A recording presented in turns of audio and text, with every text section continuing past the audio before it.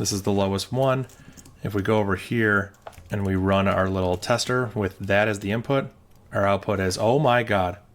Oh my God. Oh my God. Oh my God. I don't understand why that works. I do not understand why that works. Day 17, Chronospatial computer. The historians push the button on their strange device, but this time you all just feel like you're falling. Situation critical, the device announces in a familiar voice. Bootstrapping process failed, initializing debugger. Oh God, I've heard that too many times. The small handheld device suddenly unfolds into an entire computer. The historians look around nervously before one of them tosses it to you. This seems to be a 3-bit computer. Its program is a list of 3-bit numbers, 0 through 7, like 0, 1, 2, 3. The computer also has 3 registers named A, B, and C, but these registers aren't limited to 3 bits and can instead hold any integer. Are we making a computer?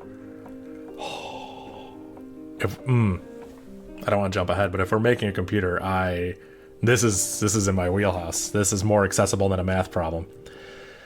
The computer knows 8 instructions, each identified by a 3-bit number, called the instructions opcode. Okay, so yeah, 3 bits, you can have 0 through 7, so 8 possibilities. And there's opcodes, and oh my God, and there's operands, cool. Each instruction also reads the 3-bit number after it as an input. This is called the operand. Oh, okay, cool. So 0 opcode, 1 is the operand, 2 opcode, 3 is the operand. Okay, this is super, super easy. I don't want to say easy, but like I'm very, very familiar with this. This is gonna make me... This is going to feel good. I like this. A number called the instruction pointer. Oh my God, yeah, we're making a computer. Identifies the position of the program from which the next opcode will be read. Okay. It starts at 0, pointing to the first 3-bit number in the program, except for jump instructions. Oh, there's going to be jump instructions. The instruction pointer increases by 2 after each instruction is processed to move past the instruction's opcode and its operand. This all makes perfect sense, right? If the computer tries to read an opcode past the end of the program, it halts. Okay, so our stopping condition is when we go outside of our set of instructions. So the program 0, 1, 2, 3 would run the instruction. Oh, this is exactly what I did. 0 gets an operand of 1, 2 gets an operand of 3. Cool. There are 2 types of operands. Okay. Each instruction specifies the type of its operand. Okay, so each instruction will tell you what kind of operand it has of the 2 types that are available. And the two types are a literal operand and a combo operand. So the literal operand is the operand itself. Okay, so this is just like a numeric literal. Like if it's the number 7, it's the number 7. Got it. Okay, cool. This all makes sense. The value of combo operand can be found. Okay, and then there's rules when the opcode tells you it's a combo operand. Oh my God, this is... Oh man, I've done work a couple of years ago now, but with 6502 assembly for like NES video game programming. And like, I mean, it's identical. It's the same kind of assembly instructions. So combo operand 0 through 3... So, okay, 0 through 3 represent literal values. Oh, so even the first half of them.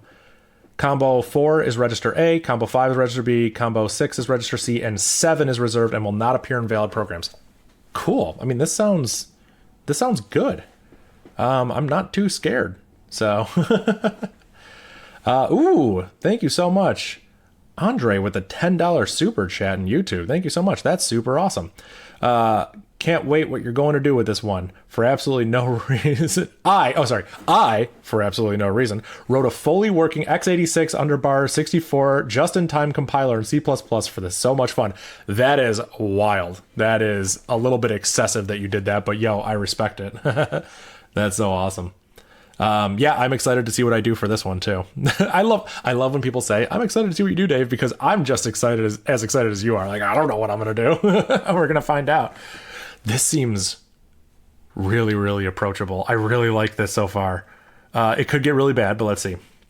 The 8 instructions are as follows. Okay, so here's just a list of here's a list of the opcodes. ADV. Okay, so we have an ADV instruction, opcode 0, performs division. The numerator is the value in A. The denominator is found by raising 2 to the power of the instruction's combo operand. Okay, so the ADV instruction, opcode 2, has a combo operand, and you use that and what's in register A to perform a math function.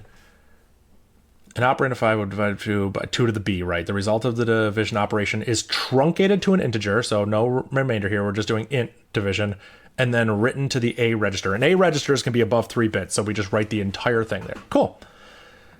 So this is I'm guessing A divide because we're using register A and dividing it.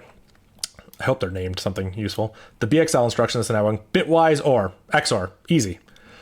Register B and the instruction's literal operand. Oh my God, B XOR literal. These are named really, really well. Thank you, Eric. The BST instruction calculates the value of its combo operand, modulo 8, thereby keeping only the lowest 3 bits. Okay, then writes that value to the B register. Oh, so BST just takes what's in the combo operand and stores it back into B.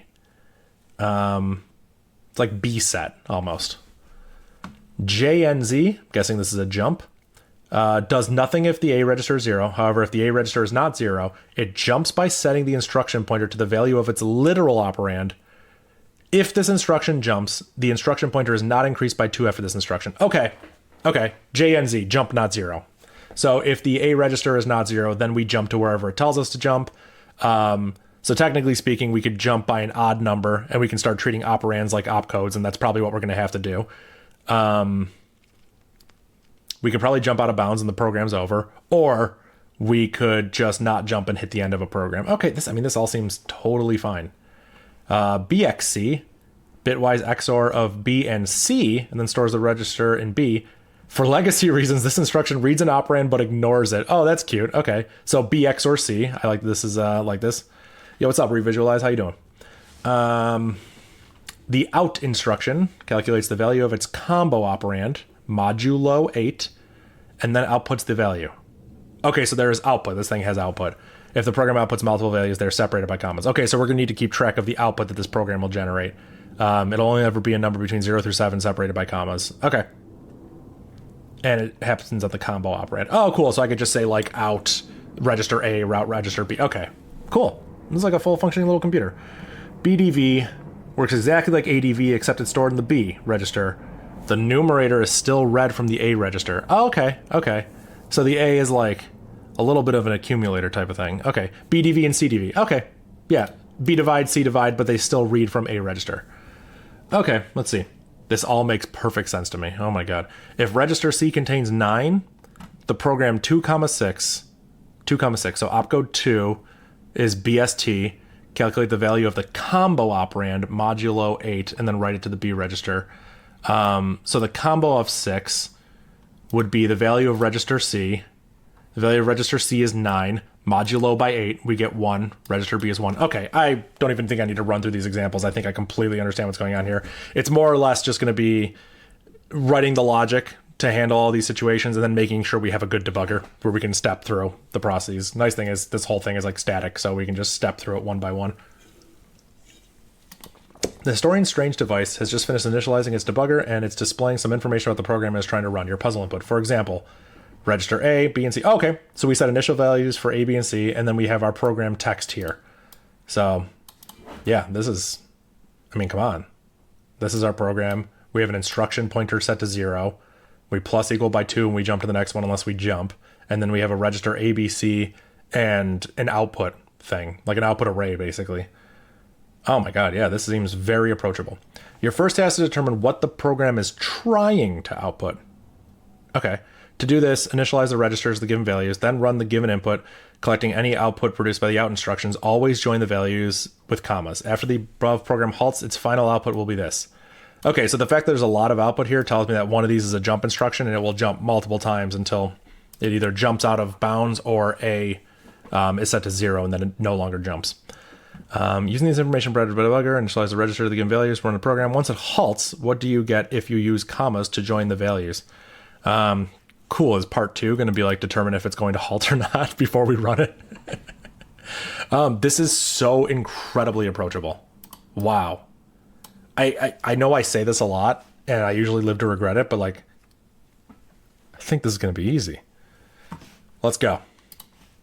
First things first, we're in advent of code, make dir day 17, cd there, vim example input.text, bam, vim real input.text. Gonna stop the screen share for this, and we're gonna grab my real puzzle input, and the real puzzle input, guys, the real puzzle input's actually pretty small. Short program, huge A register, but like So let's go ahead and do part 1. We're making a computer. How fun is that? All right, so what's our example input? I didn't want to vim it.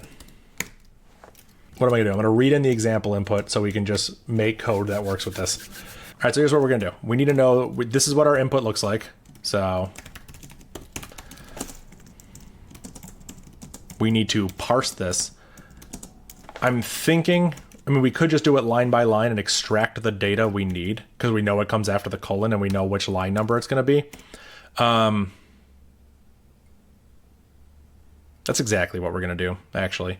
We're just going to, yeah. We can just map file it into an array, right? Read array. Yeah, I think we can do this, right? Read array, T for trim, read in from example input, and then echo, or we can do print array, what is it called? Reply? What does it name the variable if you don't give it a name? Okay, wow, that's exactly what we wanted. This just creates an array of all the lines of the file. So this is super easy. Read array -t input read from. We don't need to do anything because we're just going to read the entire standard in here. Awesome. Now that we have that, we can say. Let's initialize some things up here. So register A equals 0, register B equals 0, register C equals 0, output equals empty array, program equals empty array, and instruction pointer will be set to 0. So we have initialized our virtual machine. That is exactly what's going on here. All right, so we've initialized our VM up here. Register A, B, C, output, program, and instruction pointer. Now we need to go through our program, read the program ROM, initialize VM. Cool. Now we have to read this. Now we can say A equals, I think we can do this.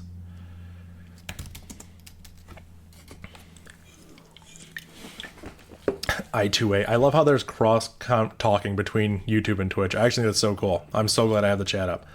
So now we need to just strip off the first ones at the colons and grab what's to the right of them. So if we know, if we set the IFS equal to colon, we read blank A and read that in from input at line 0. So this is the first line of input. This is this line of input. We're going to break it on colons and we're going to get the second field. If we do that, that should be set to, when I run this script, part 1, it should be set to 729.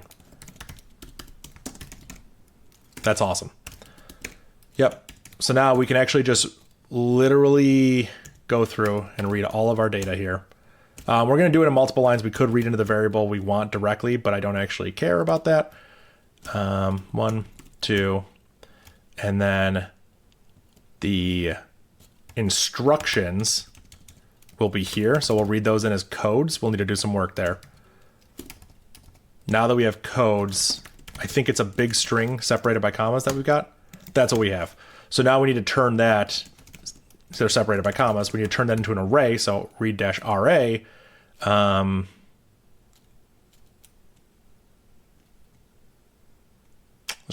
We'll just recall it codes. Now I'll call it program, read in from codes. So now we have an array of all the codes that we're going to read in. And now what we can do is we can set them. So we can say load program ROM. So we're going to load the program into the registers that we have. So register A will equal $A.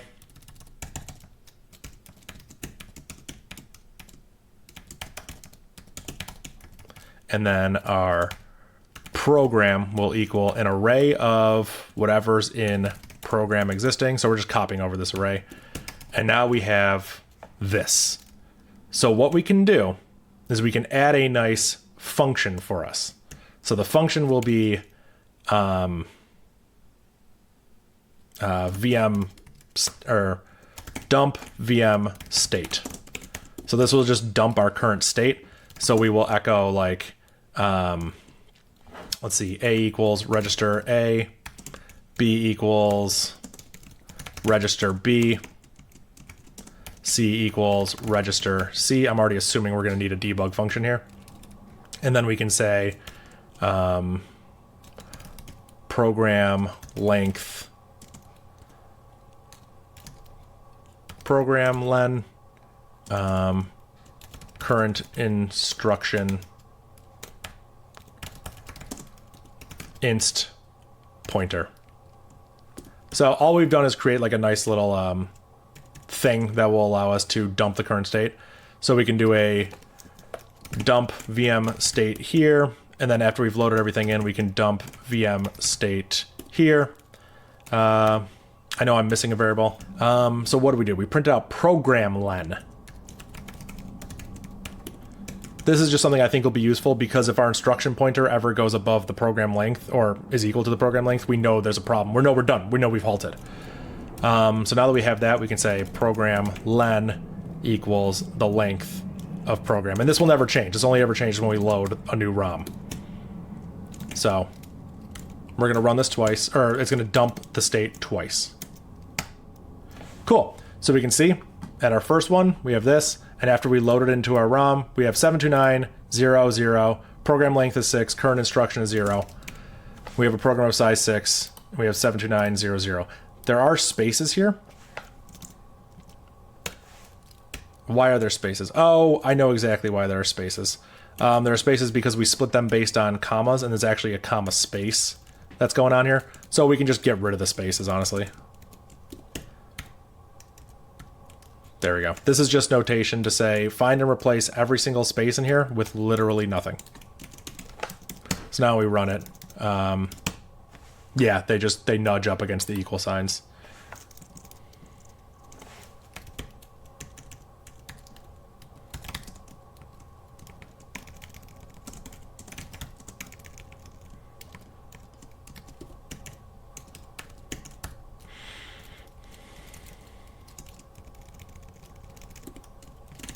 Cool.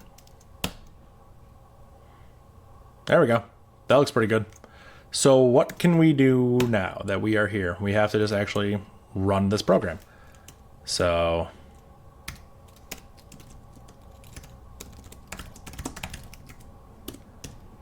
in order to run the program, I would make a step function that will just step through it once. And in our main method, we'll just basically say while instruction pointer is not above the program length, we're going to call step. So that's what we're going to do, but I'm just going to do it once. So in our step function, what we need to do is we need to get the opcode and the operand. So opcode is the program at the instruction pointer, and the operand is at the same exact spot plus 1. That's exactly what it is. So now we need to do a big giant case statement over the opcode, and we need to figure out what opcode it is. I'm going to be referencing the website, so it's going to be hard to screen share both of them, but just trust me over here because I'm just going to copy over what's in the website. I'm going to make room for all of them. So this is the ADV instruction. This uses a combo operand.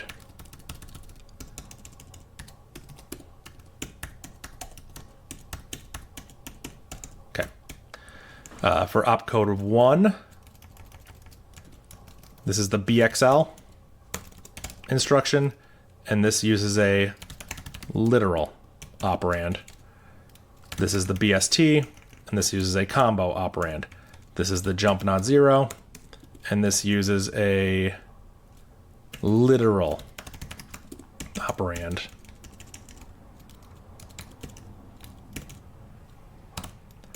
This is BXC.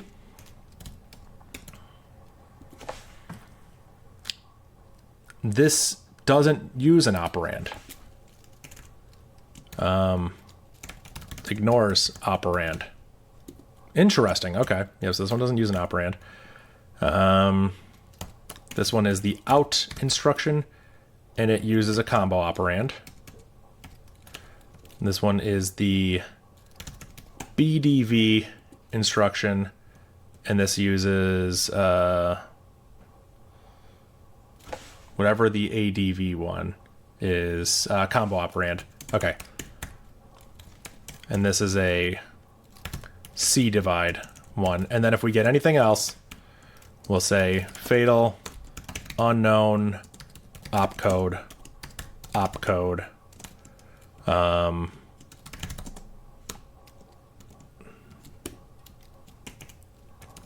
If we don't know what it is, before we even say fatal, we should probably dump the VM state.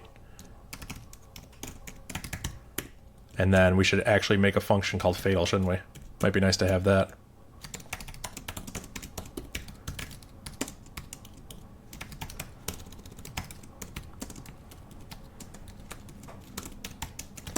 Exit 1.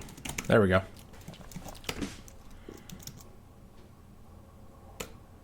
Unknown opcode 0.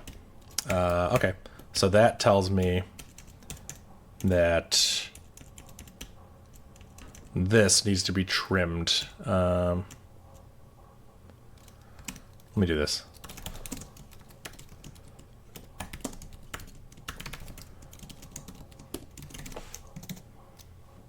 All right, cool. So we can see that there is a nice 0 in the program text.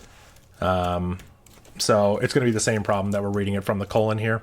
So these codes are that. Is there an easy way to trim off that? I think there is. I mean, we'll just do it here.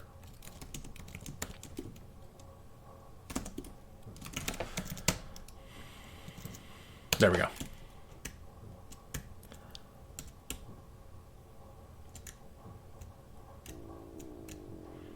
Yep, I think we're good.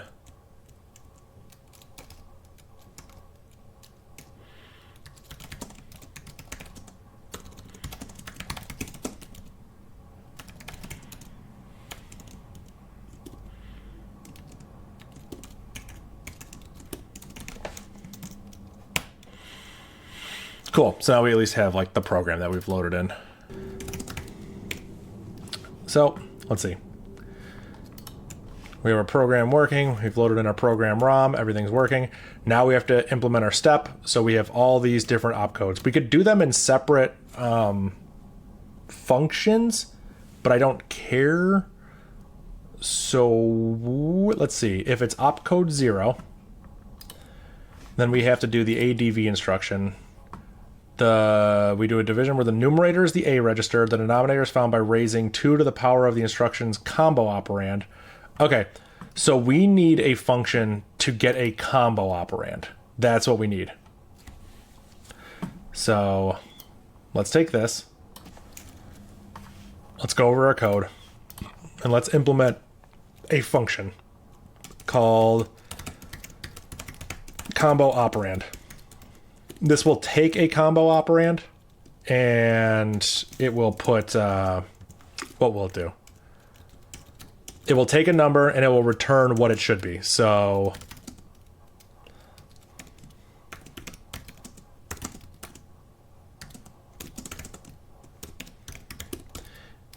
if it's 0, we return 0.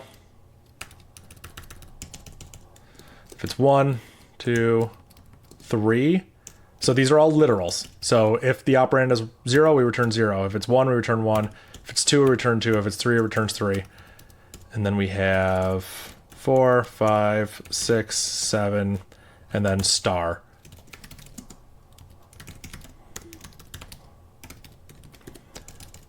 So now if it's 4, this is the value of register A. Okay, so that's easy. Just register A.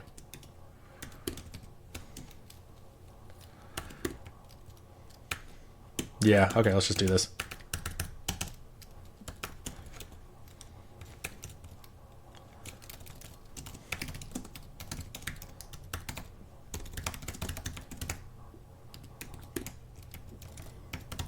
Hopefully it makes sense what I'm doing here. Cool, so now we have a function that can,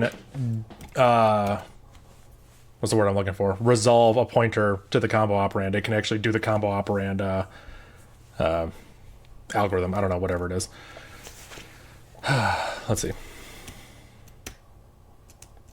0, 1, 2, 3, 4, 5, 6, 7. Okay, cool. So now if we're an ADV, we need to use the combo operand. So we will say operand equals combo operand of operand. So we will turn the operand into its combo one. This will resolve it for us. And now for the ADV instruction, we need to do the numerator is the A register. The denominator is found by raising 2 to the power of the combo operand. Okay, so numerator is the A, or register A. The denominator is 2 raised to the power of, what is it raised to the power of? The value is combo operand. And then where do we store this? The result of the division operation is truncated to an integer and then written to the A register. So register A equals numerator divided by denominator. That seems simple enough. That's it. When we get down here, we should shift the program instruction counter. So we have the instruction pointer. Once we get to the bottom of this, we should increment it by 2. One for the current instruction and one for the operand. And then for the jump, we can break out and do it early. So that's it. That is ADV implemented. So for BXL, this is opcode 1, calculates the bitwise XOR of register B and the instruction's literal operand, and then stores it in register B.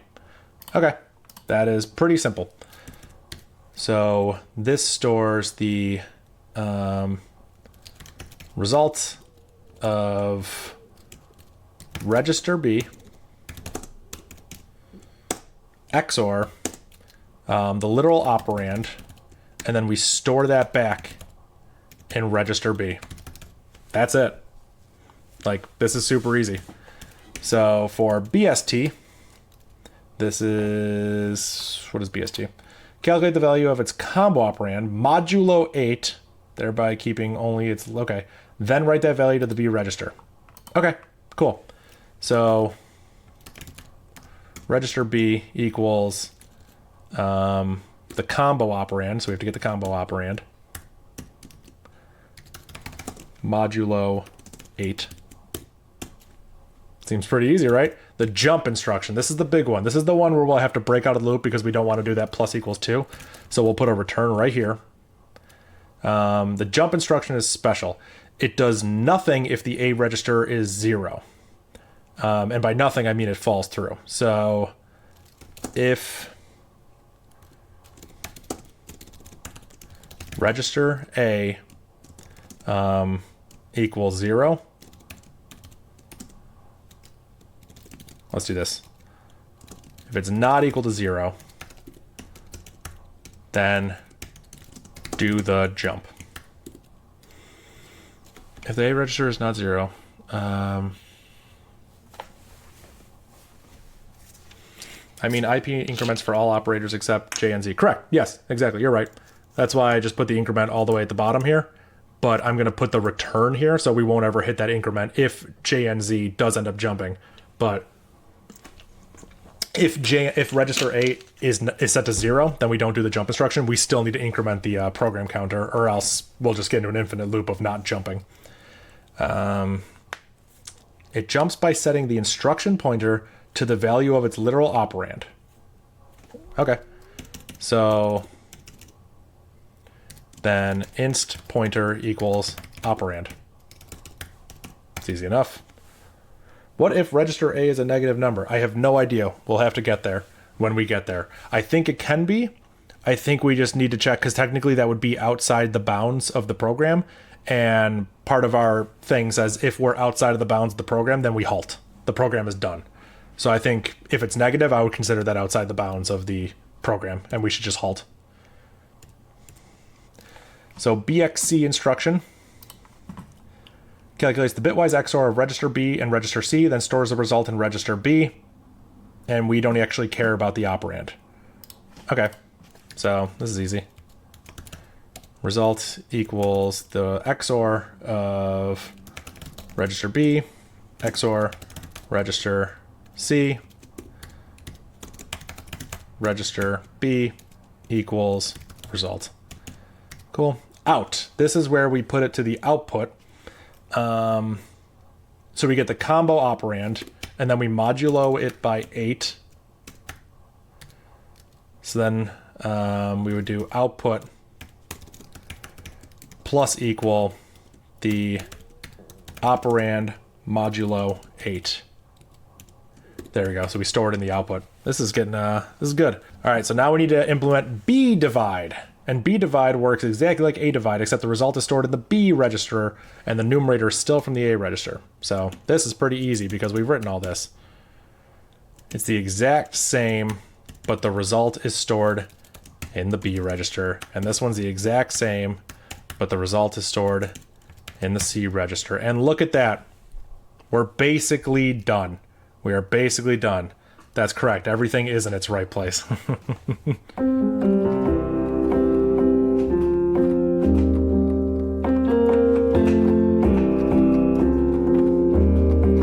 What a good song. Oh my God. Okay, so we have a step function. Now we can say while instruction, is that what I called it? Inst pointer. While inst pointer is greater than or equal to 0, and inst pointer is less than or equal to program len. No, it has to be less than. Do step done. And then we could dump the VM state the entire time, but we can just dump VM state here. So output is, oh, what do we have to do? We have to do the output separated by commas, right? Yeah, okay, that's easy. So let's do we'll echo dash n this, and then we'll do, what's an easy way to do it? IFS equals comma echo output, join it all together as one big string, and that should be it. I think that's it. I think we've implemented the entire program. Told you it'd be easy. Cool. So we ran the program, and we're left with this output 4635, whatever. Let's go here.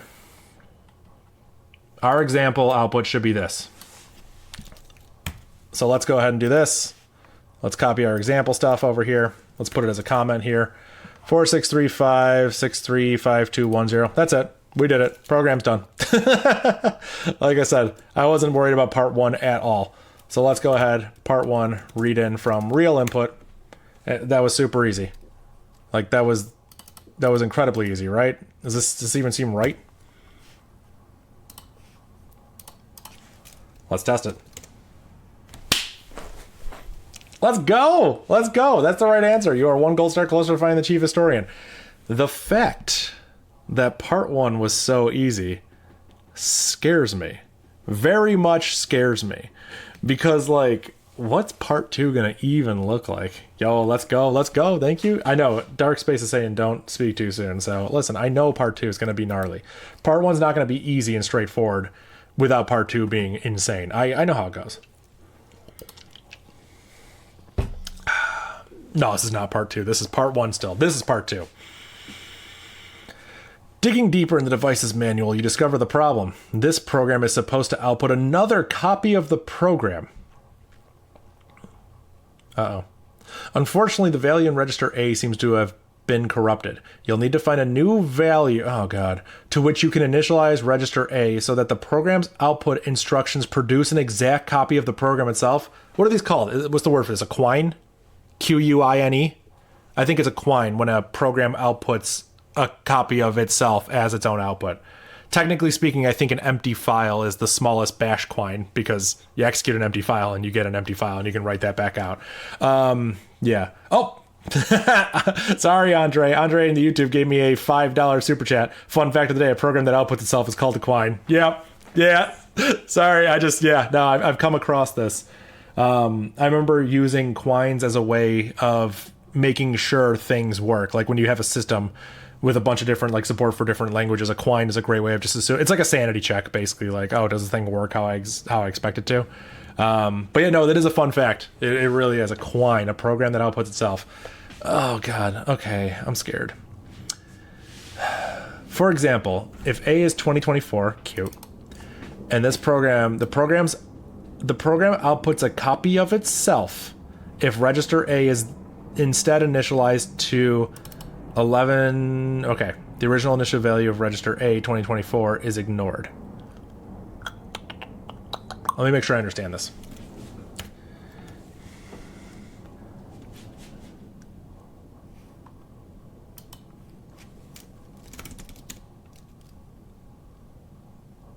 Okay, so this is a different example. So we'll call this example. I know you can't see my thing. The example they gave on the website looks like it's different, so I'm going to call this example part 2.text. And here's what they gave me as that example. And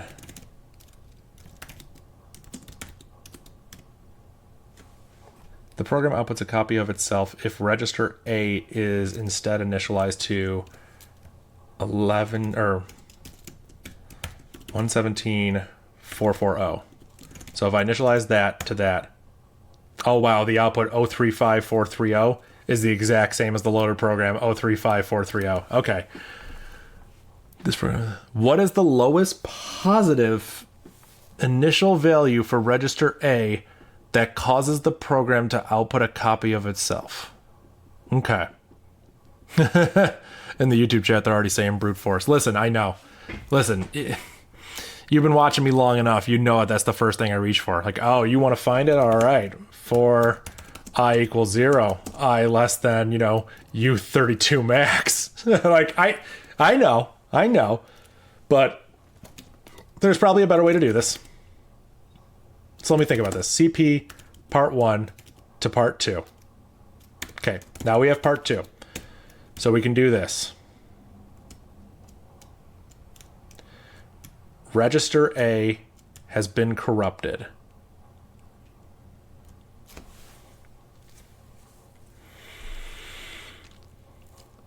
So let's think about how... Don't even try. No, I'm going to try. I like to keep the wheel spinning. That's how I work. I don't think brute force will work on this one. Listen, hey, here's the thing. I don't care whether I think it will or whether I think it won't. I do it, and I let the computer tell me if it can do it or not. I take this Unix philosophy very seriously. So what we can do here, we can also parallelize it. Let's worry about that later.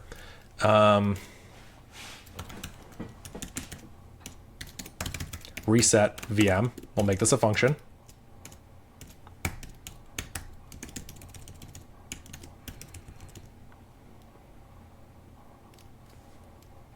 No. Nope. We don't want to make that a function. We want to reset it to whatever we read it in as. Yeah.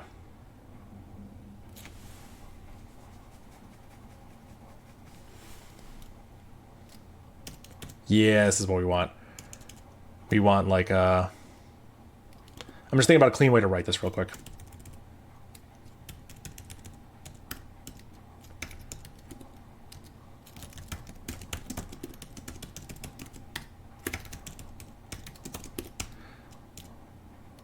So when we reset the program, we have the original register A, which doesn't actually matter.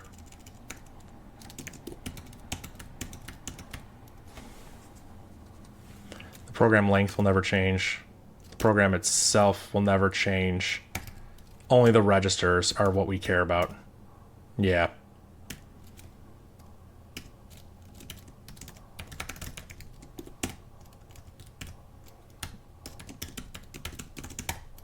Cool. So now we can, basically we have a reset VM, which will reset its pointer equals 0. Cool. So now we can reset the VM after we run through a thing. Nope.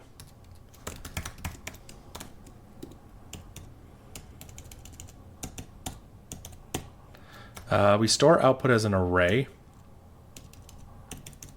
and we store program as an array. Let's make a function called output is program. So we can just make this really fast. We can do local output equals output joined on spaces, local program equals program joined on spaces, output equals program. Cool. This is just a real quick function to compare them as strings because that'll be the fastest thing.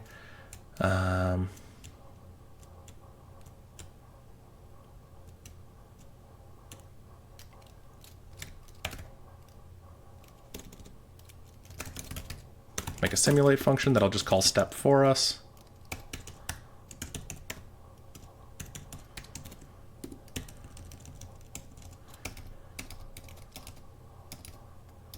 Okay. I equals 0. I less than 500. I plus plus. We're doing the brute force solution just to get an idea. So what we'll do here is we'll reset VM, set register A to whatever I is set to, and then simulate. And then once we finish simulating, we can check output is program. You're so good at coding. Thank you. I appreciate that. What a nice message. Let's see. Both B and C are always 0 at the beginning. Yeah, but I'm just I'm going by the input. I don't think they're always guaranteed to be that. They might just happen to be, but I think if I could handle any sort of input, I think I'll just initialize it to whatever is initialized. Yeah, don't worry. Oh, I know 500 is too low. Don't worry about that. I completely understand. This is just a test, just to understand what's going on here. We are in the debugging part of this. We're in the brainstorming part of this, the no bad ideas. What's up, Seeknay? How you doing, man? Yo, thank you for the tier 1 subscription. I just got that sub button. It's very exciting. Oh my God. Thank you so much. I appreciate that. Let's get back to this. If output is program, then Quine achieved. Echo register A was register A, exit 0.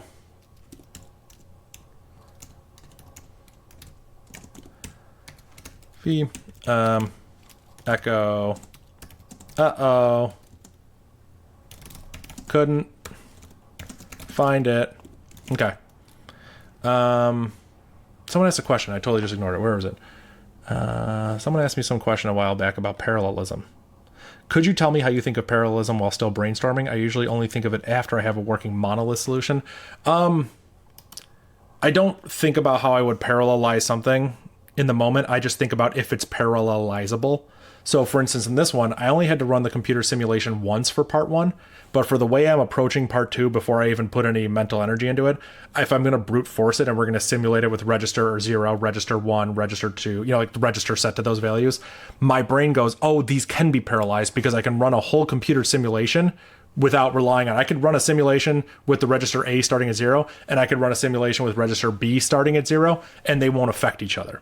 So that's how my thought process worked there. So for instance here, we could say echo trying register A equals I. So if we run this,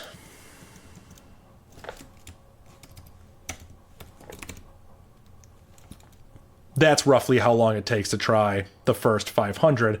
And this one's not going to happen until 117,000. So as you can see, it's very slow. Like this isn't going to work. Now we could do some arguments parsing here. So we could say start equals $1. And if we don't give it $1, we'll start at 0. And then, yeah, we'll just start at $1. So instead of this, we can just say start. So what that means is instead of having to start at 0, we could start at 500. So it'll start at 500 and work its way up to 5,000. Yeah, start plus 500. How are you guys getting an ad already? I just ran one, didn't I? I just clicked literally the ad button.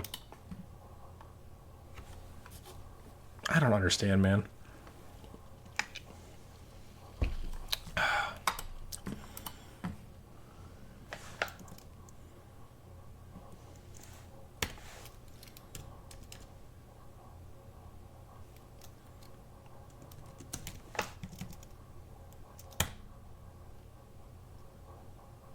Now what's getting crazy? Is Bash getting crazy or the ads getting crazy? Okay, so we know that if we do have a successful one, the answer should have been this. I'm going to paste it in from the website. So, cat example part 2, pipe it into part 2, start at, if we start at 400, when it gets to 40, it should hit the answer. There we go. Well, okay, well, that was wrong. Oh, I'm glad we printed out that. Oh, yeah, probably because I think did I not call it register array? Oh, we need the initial value. There we go. So this will correctly determine if we've hit a quine, which is nice.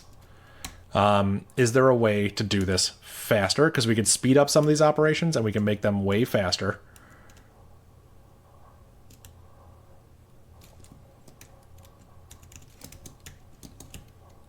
Now we could parallelize it.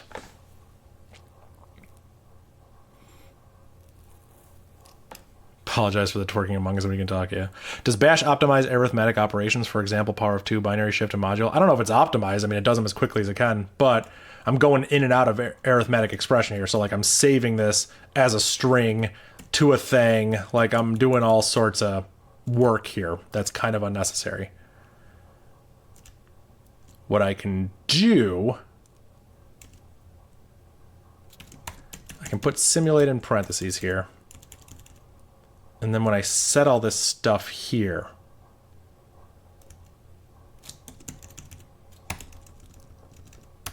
I can do this.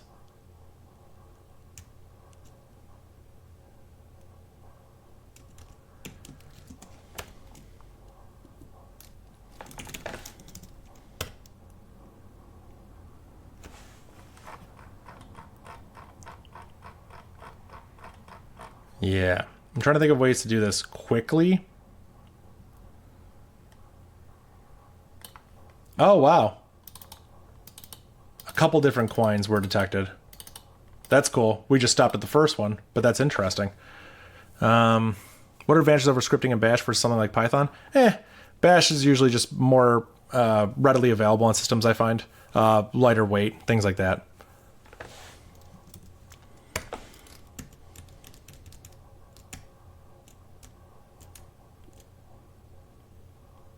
What I could do is once we achieve a quine.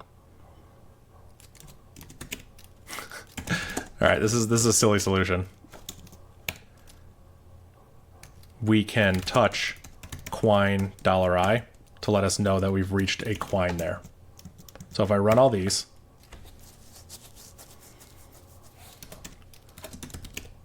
tablet Lenovo, you got it. That's literally what I'm about to do. All right, so here's all our quines. So if we just, ls quine pipe sort -n, it'll put the lowest at the top. So you just had -1 and there's your answer. So let me think about how to do this. I have logic for... I've written logic before, job management logic, in one of the days, where I forked off a bunch of background processes. Day 6 I did it in. So let's vim day 6 and let's get an idea. It was in part 2. Yeah. So I wrote all this logic here, where we would spawn a task, put it in the background, grab its PID, get the length of the PIDs. Oh boy. And then if we were over the concurrency, we would wait for it. Okay. Yeah, we're going to copy this. Wow, day 17. Okay, 11 days later, we're going to need it again. Not a bad run. So now where we fork this in the background, I'll explain how this works, don't worry.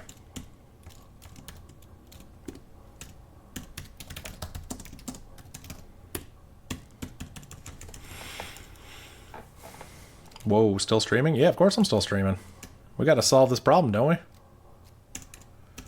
All right. So we put this in the background. We save the PID. We set it equal to true. We get the length of the PIDs. If the length is greater than the max concurrency that we're going to do, let's do, I don't know, 100 at a time. Then we're going to wait for one to finish. It doesn't matter. We're just going to wait for one to finish. Oh, and we can get its exit codes. That's right.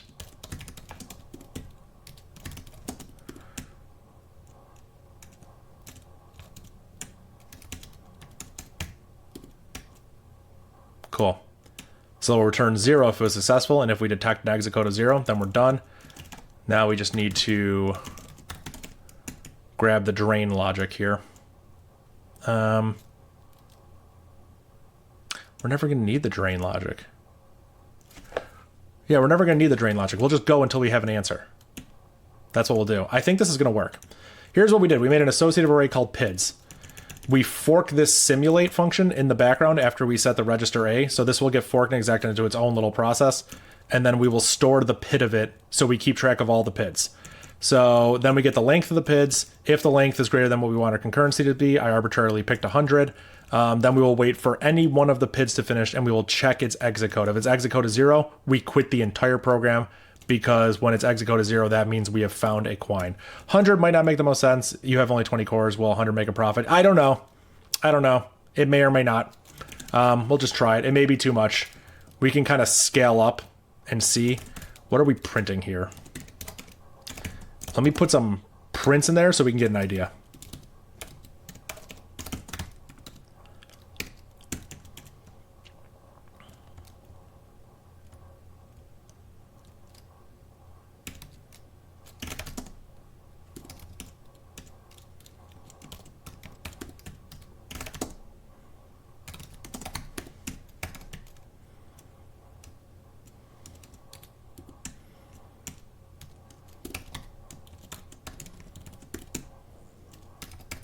Okay, there we go. And then what we can do is we can say like, if I modulo, I don't know, 5,000 equals 0. So every 5,000 we will echo I, just to get an idea of how far we are into the script. Let's do a concurrency of like 10. That's why it's called brute forcing. We are brute forcing. That is exactly what we're doing.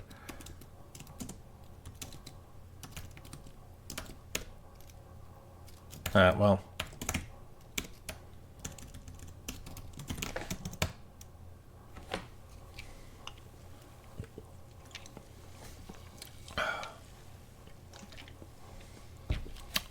Okay. Not too bad to get to 5,000. We can probably print more often than that. I remember we're doing a concurrency of 10. Okay, that doesn't seem like the end of the world. Let's try bumping the concurrency to 100.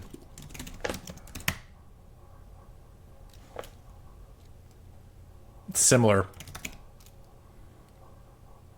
Yeah, H-top is hitting the cores pretty hard.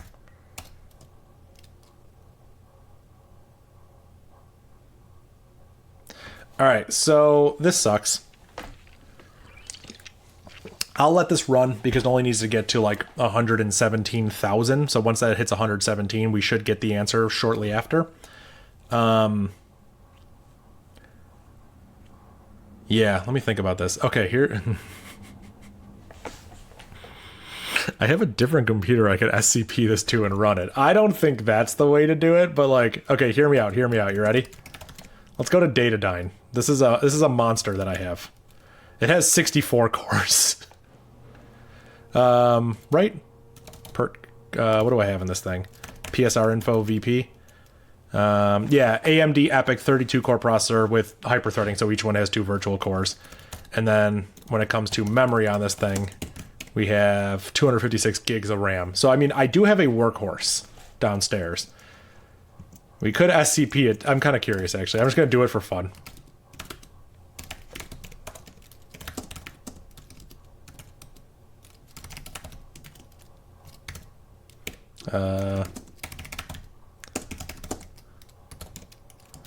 And then SCP. Oh, I gotta fix this. SSH Datadyne.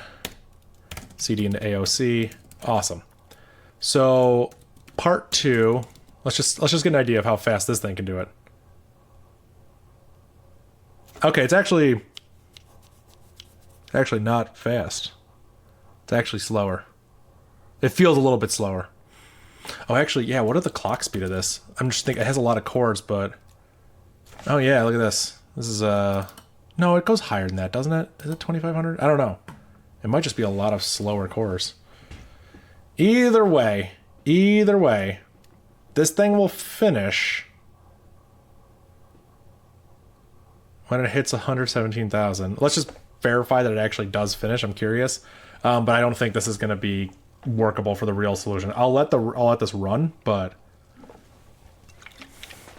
we could also probably speed up the algorithm slightly. Let me think about how to do that.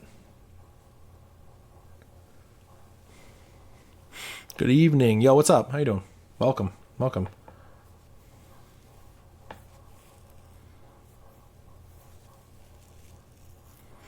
Yeah, we're going to come at this a different way. We'll have to look into... We'll have to solve this mathematically. I can brute... If I use a language other than Bash, brute forcing might just be the way to do it, unless the number is crazy high. But I also believe it's advent of code, so there might be a way to do this without even brute forcing it. Maybe if I start looking at the inputs and looking what the output looks like, if I can start calculating like a jump instruction, if I could make like a... If I could make a quine maker, there might be some repeatable thing that causes a quine to be made by the way the jump instructions work. I mean, we're going to get there. It's going to get there. You tried brute forcing it in Go, it did not go well? Okay, fair enough. Everyone says this and I agree with it. If Eric doesn't want you to brute force, you're not going to be able to brute force. And that's what I've noticed. Yeah, Zorkenheimer, I 1000% feel that. I had a bash solution yesterday that I think ran for an hour and got like 10% of the way done, whereas with like Rust I was able to do it in 2 seconds. Now if that wasn't even like close to, if it took 3 minutes in a compiled language, bash is going to experience the heat death of the universe before it finishes. So yeah, so this worked. 117440 is the correct answer. So the logic worked. The brute forcing works, which is good. It prints out a couple, really just like a race condition. Not a race condition, it's to finish what it started. Yeah, it is a race condition, but yeah. Congrats on the fast growth of your channel. Yo, appreciate it. Thank you so much. Yeah, my YouTube channel is growing like crazy. I'm super stoked for it. I think it's awesome. After I had my just-in-time compiled version, I tried brute forcing for fun and even jittered it would have taken years. Yeah, okay, fair enough. Then there's a different way that I need to approach this. So let's think about it. Luckily, the input is really simple. Yeah, that's crazy.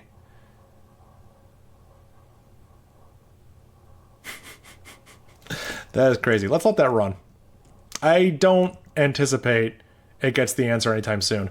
I mean, I could also cheat. Not cheat. Well, it's not cheating. I should stop saying cheating. I could start it at like 1 million or something, or I could start it at like 100,000. I don't know. Here's something interesting to note. Once we hit a quine, it seems like we keep hitting quines like a lot. So something may not matter. Yeah. Think about how long the program is that you have to output, and that we're dealing with 3-bit digits in the output. Are you just talking out loud, or are you giving me a hint? Don't give me hints. If that's what you're doing, don't give me hints. May I suggest that you do one run per register A after each printout. Yeah, I was thinking about doing that. That was so, yeah, again, don't give me hints if you guys are doing that, but if you're just suggesting ideas, that's totally cool. My next thought process, where my brain was going to go next, was I should have it print the register A all the way up until it hits a quine and see if there's any, well, not the register A, I know what the register A is going to be. Print the register A like at the output or something and just see if there's any pattern emerging. I don't know if there will be or won't be, but like there could be something like that, you know what I mean? So let's CP part 2 to like part 2 work in progress. So now we can touch this without messing with anything that's running in the other window. All of that program should be loaded all into memory. Regardless, here we are. Let's go ahead and scale that concurrency down to 1. So now we're going to do a whole bunch of work here that doesn't really matter. Let's just make sure this works.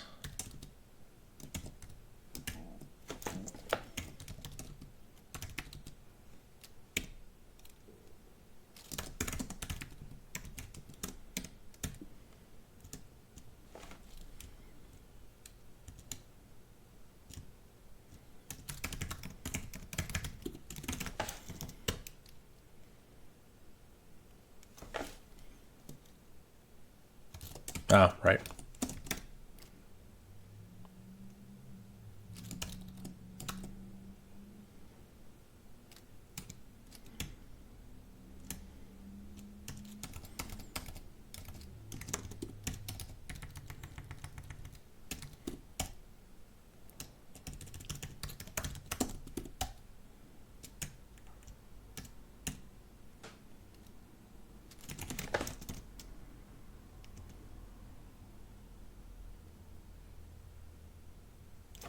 Oh.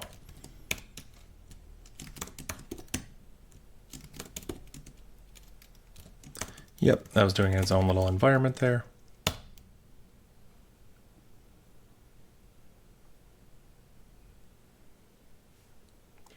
Does it really end with all of them at 0, 0, 0?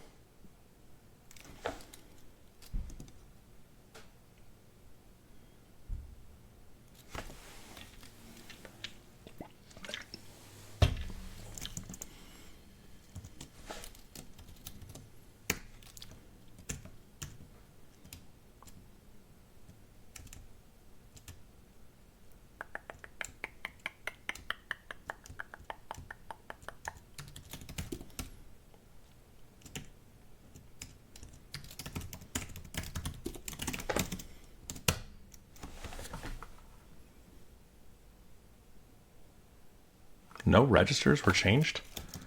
I find that hard to believe, right?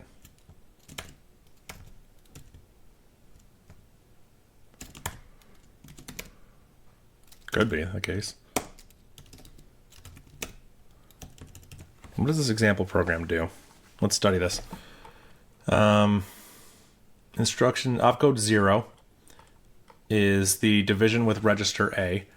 So the first thing this program does is divide register A by 2 raised to the power of the combo operand. This is 3, so it's taken literally.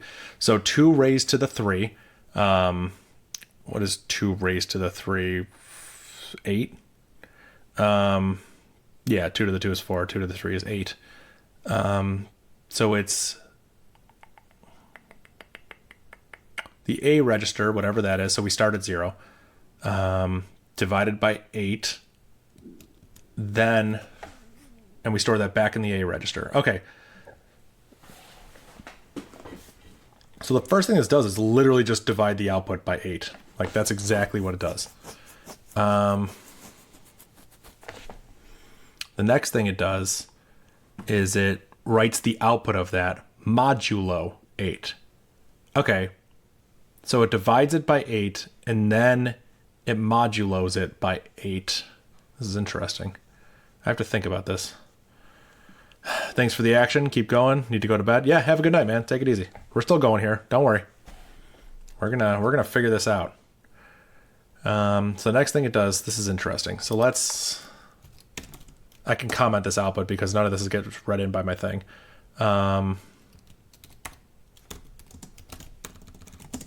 Divide A by 2 raised to the 3 equals A over 8.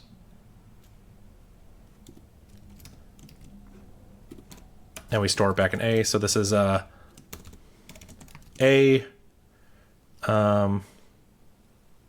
divide equal 8 is what this one does.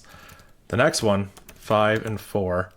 Opcode 5 is the out instruction, and it takes the combo operand. So this is 4, which turns into the register 8. So output plus equal a mod 8. That's what this does. And then 3, 0 is, I think, the jump instruction, right? Yeah. 3, and then if the operand is 0, it just jumps to nothing. Oh, I see. It checks at the A register. Oh, I see. I understand what it's doing now. It's constantly depleting the A register until it's done. That's all this example one does. Now, what does the real one do? I don't know, but that's what this one's doing. Because the jump, not 0, will keep going until it's 0. So it divides it by 8, stores the remainder when it's divided by 8. So it stores the 3 lowest bits as the output, and then does it again.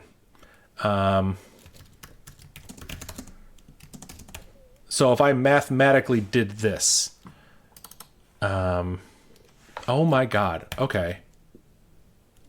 This is crazy. This is crazy. We're breaking down the problem only to build it back up. So if I did this, that's still running. Vim test. We're just going to make a new script here, right? We'll take the A variable as $1, whatever we give it, and then we'll say while A is greater than 0, do A divide equal 8, echo A mod 8, and that's it. That's what that program's doing. So if we give it like this number, the divide equal syntax is incorrect.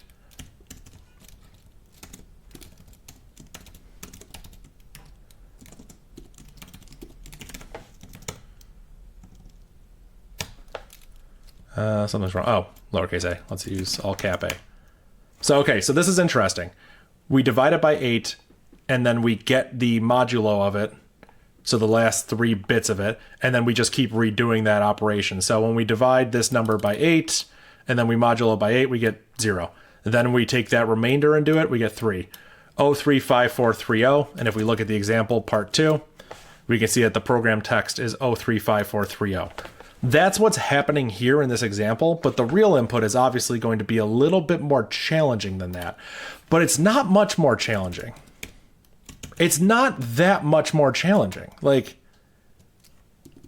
we'd have to like reverse engineer the math that's happening here and then come up with the number to get that. So the question becomes, can we break down this program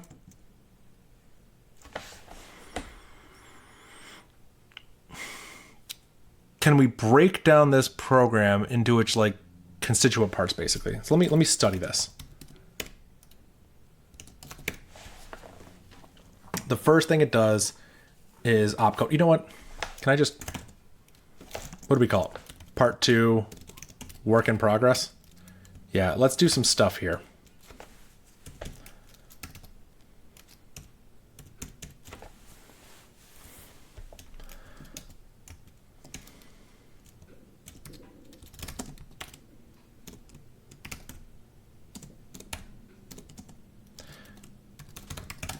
I'm just going to echo out these instructions.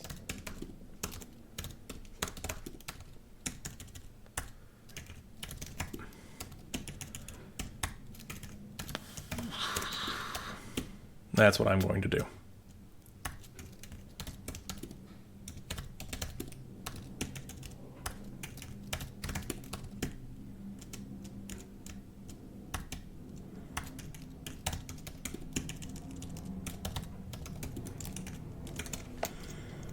So now if I run part 2, work in progress with the example part 2, we can see exactly what functions it ran. So now we can just get rid of the dump VM state that I have in so many different places. There we go. Okay. So this program didn't do much. Yeah. It did an A divide with the literal 3, so 2 to the 8th. It did an output of combo operand 4, which means register A, and then it jumped not 0 with a 0, so it didn't jump. Like, this is super simple. And now what we could do is instead of doing this in a loop, we can just set register A to whatever $1 is, simulate it, and that's it. So now we can say like cat example to part 2 with 1, and it will try it with a register of 1. So that's what we'll do. And then if we try it with an A register of 117,440, that's what it did. That's what it did. So this is what the program did. This is like the assembly of the program. ADV3 out 4, jump not 0. ADV3 out 4, yeah. Okay. Yeah, and when we're down here, we can just simulate dump VM state, printf.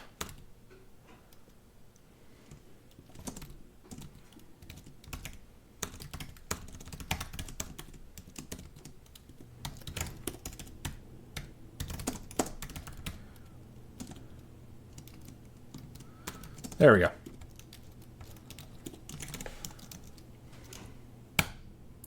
So we can see exactly what it did, and then we can see that the output was this, which is it matches the loaded program. And then we have all of this stuff. Okay, that's not super hard to understand.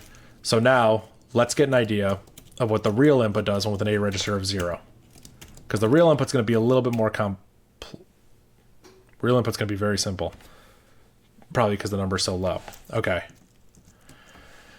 The first thing the real input did was a BST with the operand 4.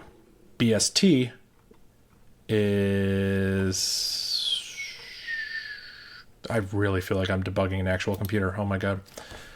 Calculates the value of its combo operand modulo 8. Okay, so the first thing we do is we look at the register A and we modulo the whole thing by 8. And then we write it to the B register. Okay. Here's what we'll do.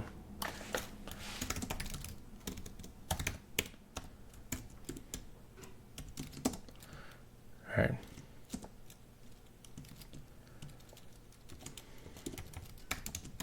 B equals A modulo 8. That's exactly what that one does. BXL calculates the bitwise XOR of register B and the literal operand and then stores it in B. So B equals B XOR 5. Okay. So no matter what happens here, the first thing we do is we take whatever A is and we just modulo it by 8. Like we literally just get the first 3 bits of it. But we leave A untouched. So A still matters. Then we XOR it with 5. So what does that effectively do? Because it's only going to have the first 3 bits on. Okay, so it's only the first 3 bits, and 5 is bit 0 and bit 2, or the first bit and the third bit, because that's what 5 is. So it will only allow, yeah, it'll like toggle those bits. Why is it doing that? We'll have to understand why it would be doing this. We could draw out a truth table for every possibility here, and we might actually end up doing that. C divide 5. So C divide is the ADV instruction, except the result is stored in the C register. Okay, so we have to look up the ADV one. So inside the C register, we set it equal to the numerator is the A register divided by 2 raised to the combo operand. Holy God. And the combo operand of 5 is the B register. Okay, so that's what happens here. Oh, and then we jump not 0 here. Okay, so this jump will change as we get higher and higher. So that's what we're going to need to do here. You forgot about truth tables? Yeah, welcome. We might have to use them. And it's not going to be bad, because when we modulo by 8 here, it's only going to be 8 possibilities. 8, you know, like, I mean, 0 through 7. So, like, it's only going to be, like, I mean, I'll draw it out.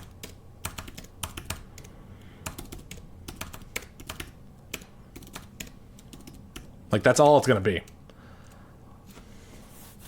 What's up, Omni Digital Tech? How you doing?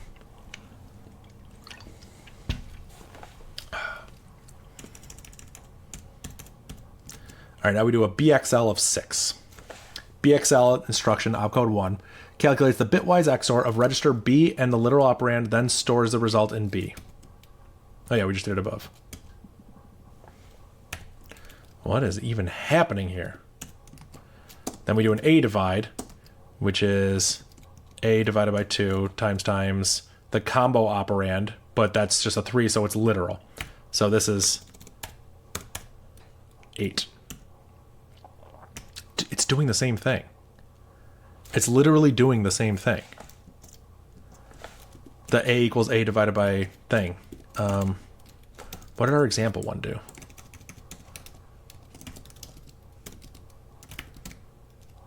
ADV out jump.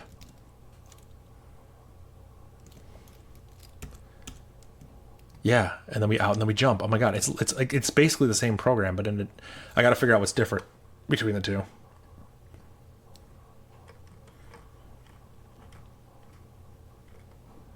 BXC calculates the bitwise XOR of B and C and stores it in B. And it ignores the operand. Out 5, I think, writes the combination operand of 5, which is register B. Okay. And then jump not 0. No, jump to 0 if A is set. Okay. Loop to beginning if A still has data. Okay. This is really simple to understand.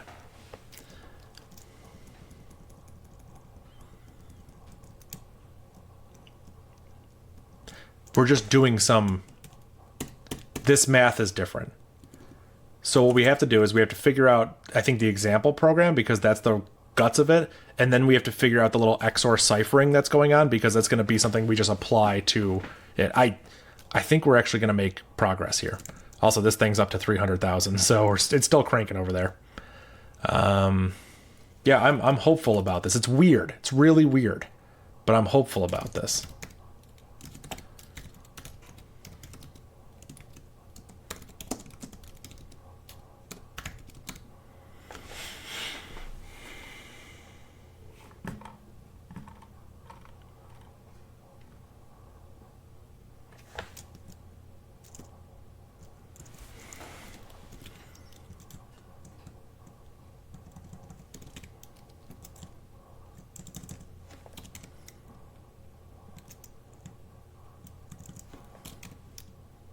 One 3-0.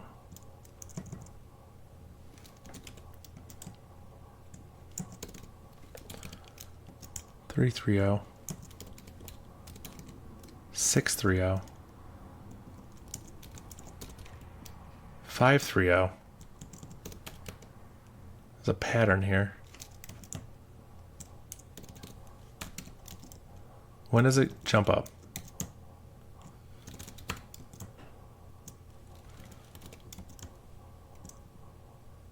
I think I see it. I think I see it.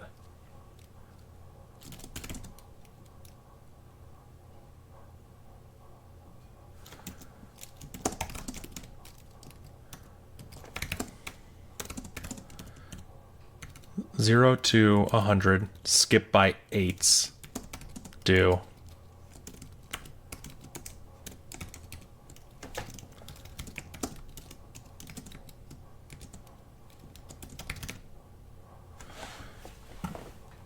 Yeah, what the heck? This example one is really easy to predict. It's just counting up in binary.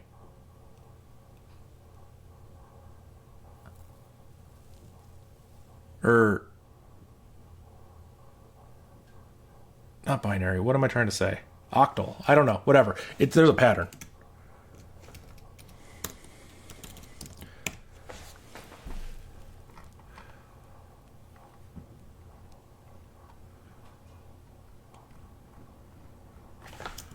Yeah, what happens when we get farther? There's a pattern here. Oh my god, this is cool.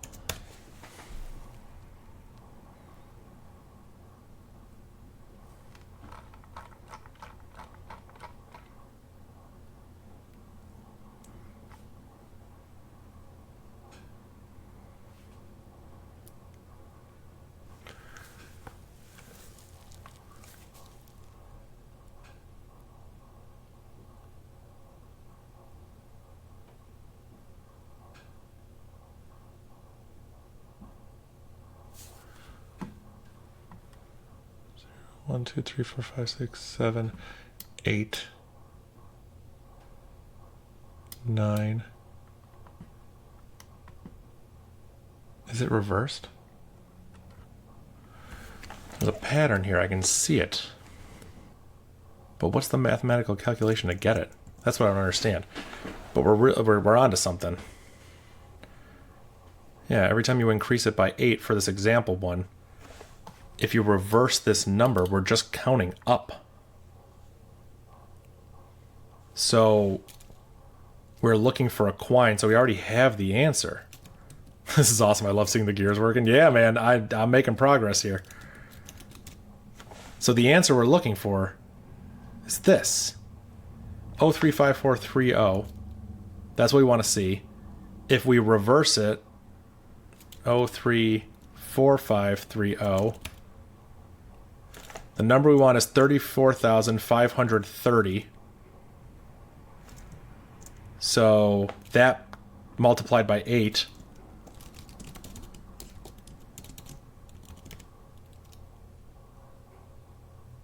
Not quite.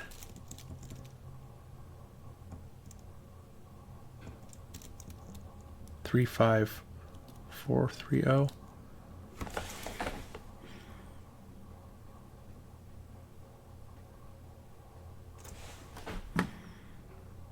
We're getting somewhere.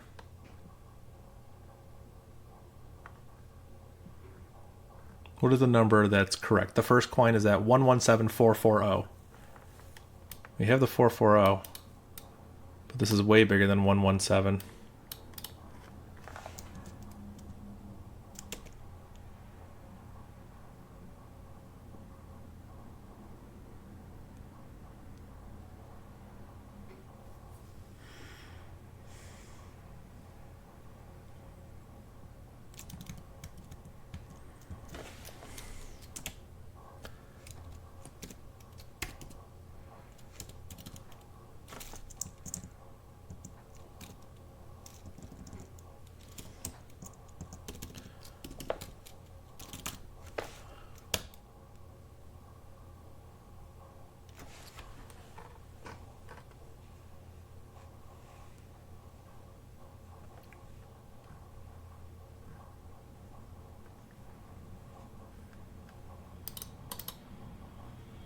Oh, 035430.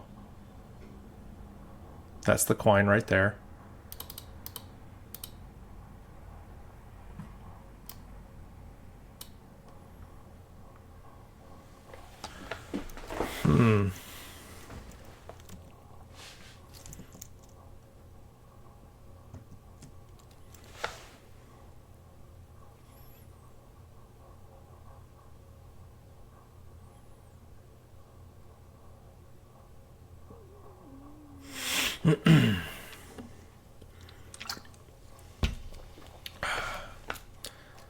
Oh, 35430. Okay, I'm onto something. My brain's stalling.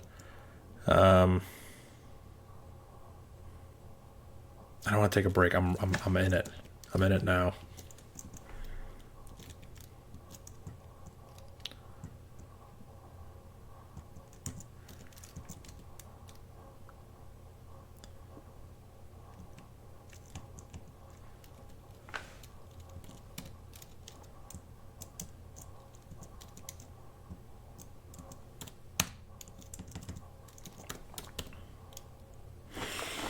Is it some octal thing? Because we're talking about base. We're talking about 3 bits.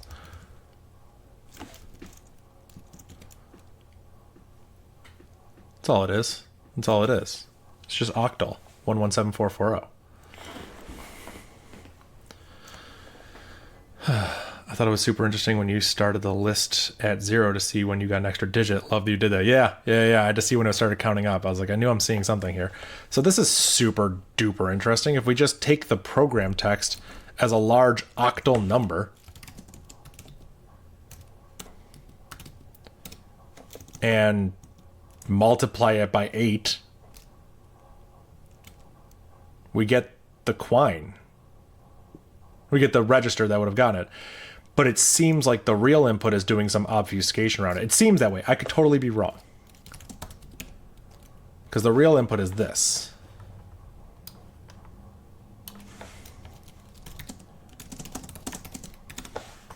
Yeah, this is our real input. Which is obviously significantly higher. And I don't think we can multiply that by... Well, we can multiply it by 8. And all the numbers are base 8 appropriate, and this is the number that we would get, but would that work? So what do I have? I have a program called test. I have a program called part 2 work in progress. What does this do?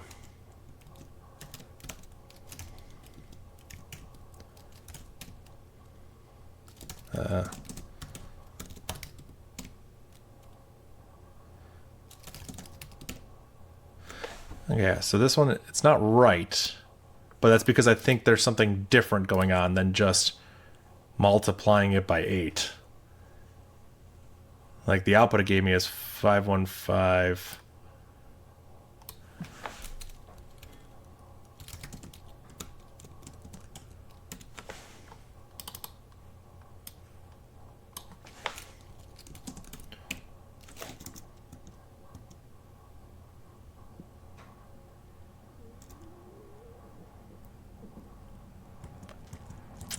But I'm losing track of what I'm doing here.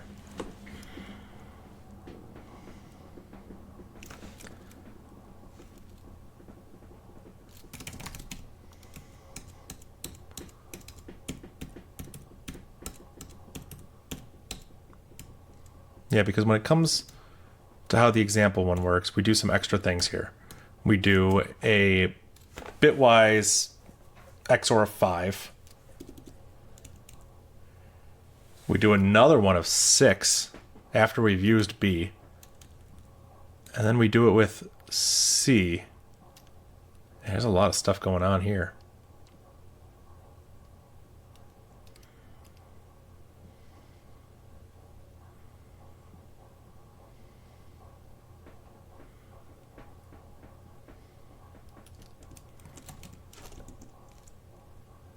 I don't think this is ever going to finish. We're at 500,000 so far.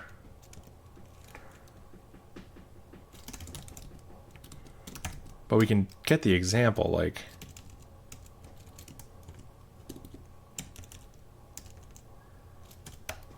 The idea is super easy. We just need to obfuscate it slightly. Or unobfuscate it, whatever. Because that's it. That's how we get it. We just take the program text and multiply it by 8 as an octal number.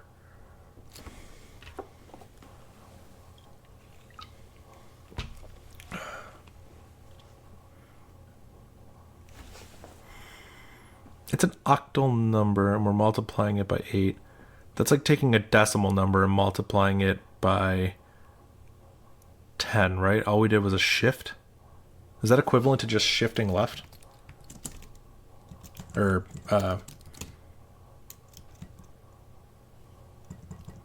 does bash not do this? It's not a bash thing?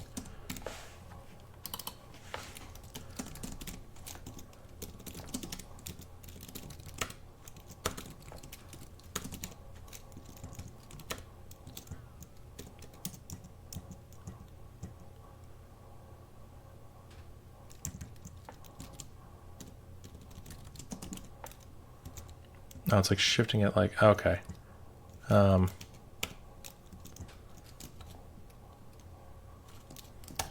am I trying to do? Hold on. I'm just trying random numbers.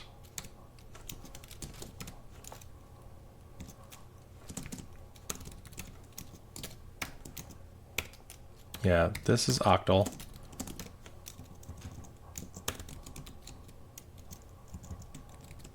Then we should do this 3 times, right? Yeah, okay, yeah.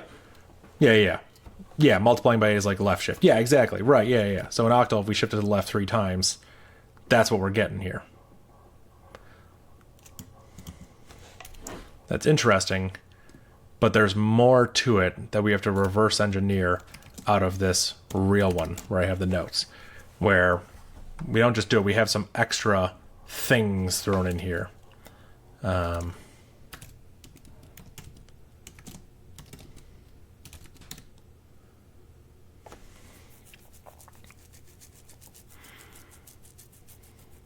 Yeah, we do an a divide of 3.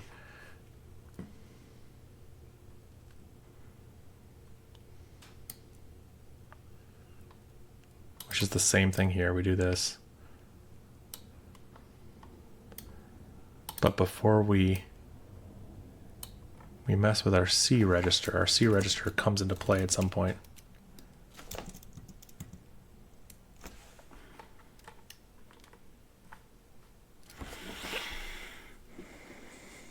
We XOR it by 5, and then we use that as the denominator here. And then we XOR it again by 6. And then we XOR it again by C. So I have to figure out what these do. Well, we have 8 possibilities here. Let's think of some things. In fact, you know what? The first thing we do is we write to C. So C just gets overwritten. We don't even care about C. So if it's 0,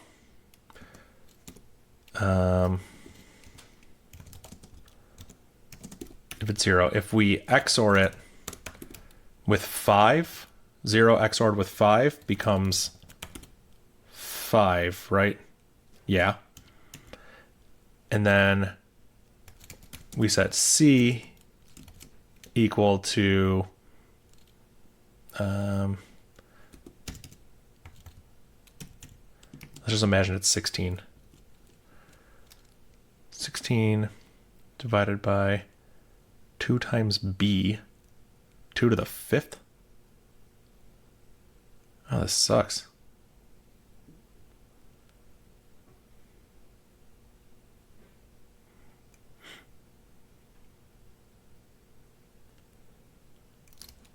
Is that 32?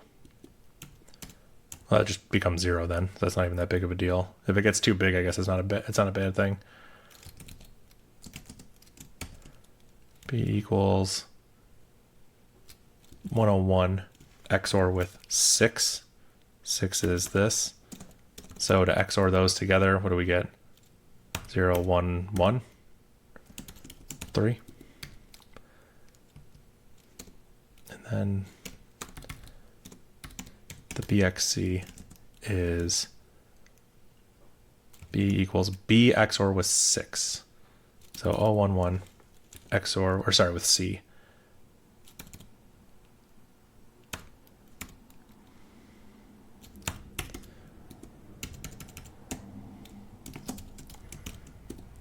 I don't know what's happening here.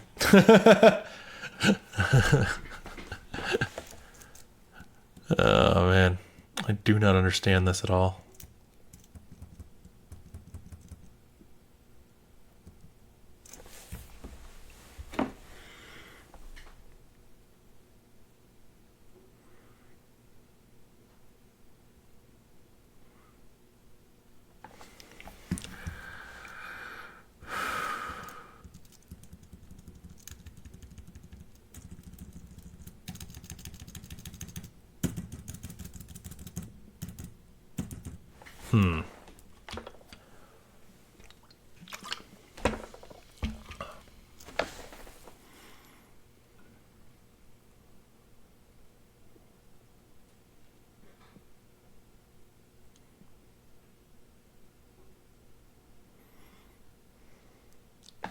Whatever makes sense to write this logic out into a script.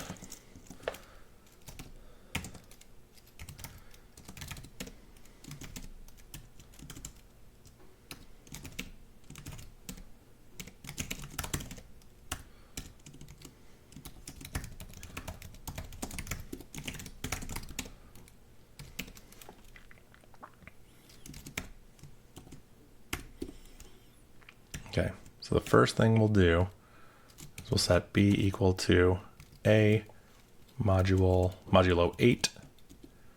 Okay.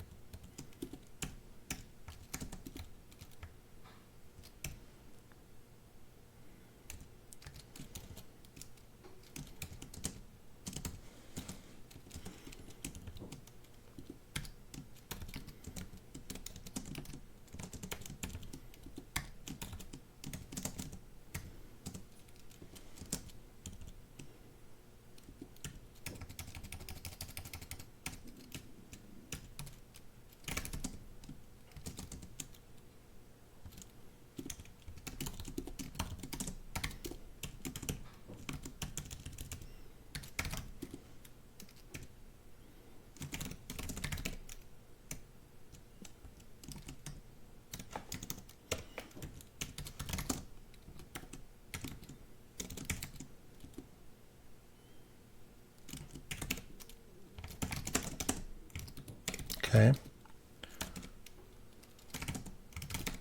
Oh, right. These are these shouldn't be here.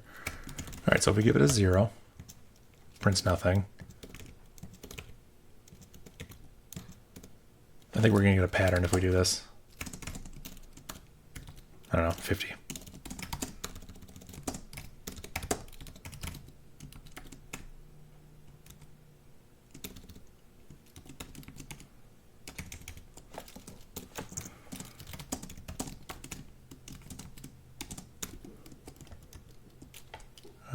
What did I just do? I expanded that in place. I didn't want that ever.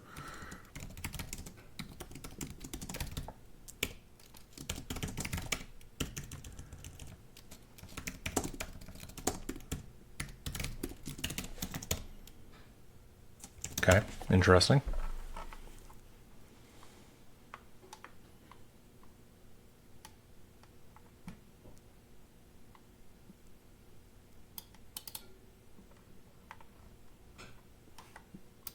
It's very interesting, but I don't understand the pattern.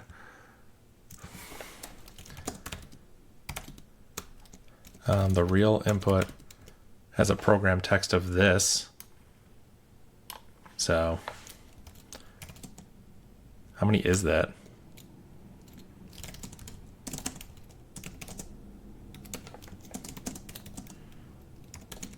$16 characters?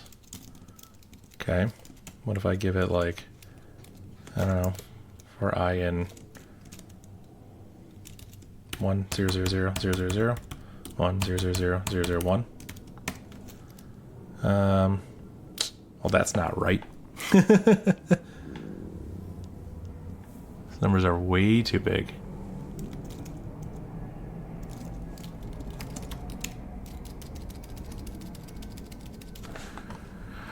Which one is the jump instruction? Opcode 3.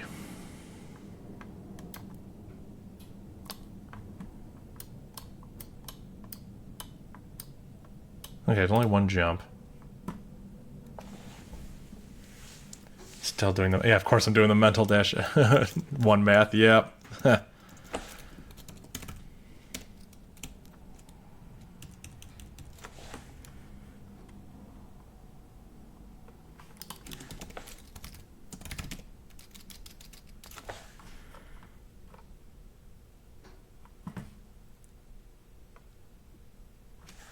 B is getting way too large, right? Oh, when you output B. I'm stupid. When you print B, you print. The output does the modulo of 8.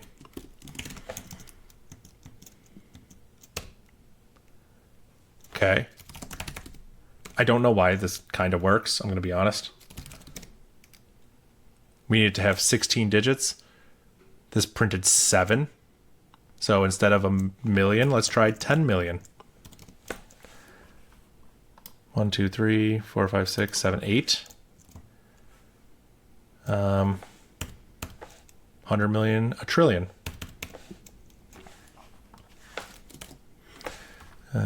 1, 2, 3, 4, 5, 6, 7, 8, 9, 10. Okay. Every 0 seems to add a new one, right? So let's add 1, 2, 3. 1, 2, 3. 1, 2, 3. 1, 2, 3. 1, 2, 3. 1, 2, 3. 12. Hey. And if we wanted to have 16, we need 1, 2, 3, 4. 1, 2, 3, 4. Are these numbers too big? No, they're not. Okay. Now we just need to we need to find the number in this realm.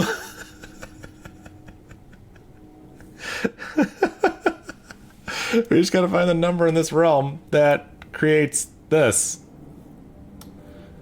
What the hell? Unless my math is not right. I don't think this is gonna finish. Yo, what's up, Jack? How you doing?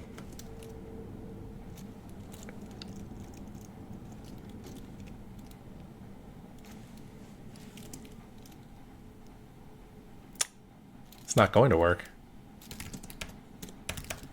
Never changes the ending of it. 371 157 371. Yeah, it's not right. Wait, unless it's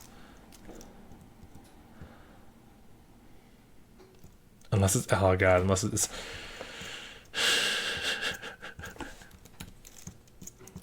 hear me out, hear me out. What if I need like a 1 here?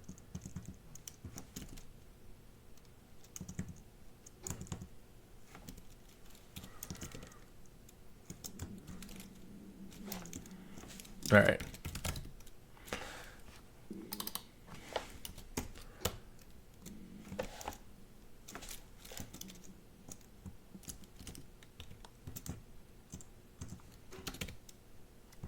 Hey. Okay. All right. We're doing better.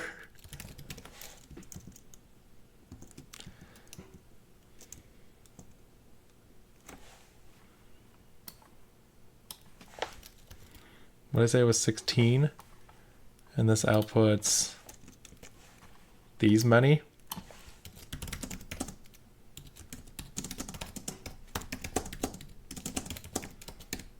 $17? Doesn't seem right.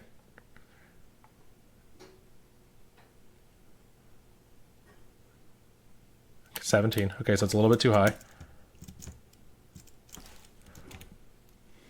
Okay. Oh, this sucks.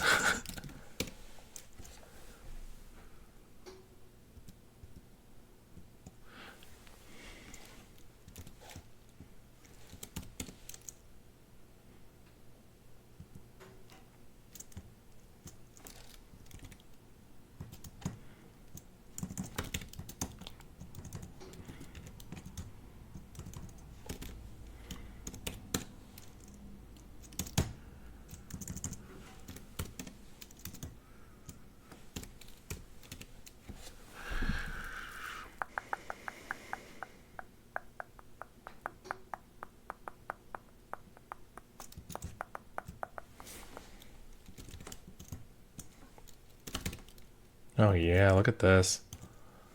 I don't understand the pattern yet, so I don't think brute forcing this is going to work unless I got like extraordinarily lucky. Such a base 10 head. What are you, human? Yeah, seriously.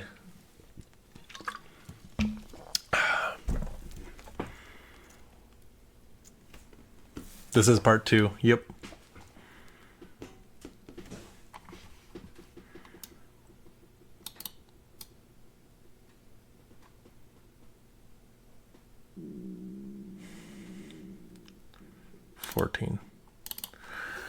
Fourteen. If I want to convert that to octal, what's the easiest way to do that? I think you just use like Node.js, right? You just do like a.2 string or 2 string 8. Is that a thing? Did I make that up? No. I must be thinking of something else. There's a way to do it. How do you get an octal representation of something? I would just reach for MDB.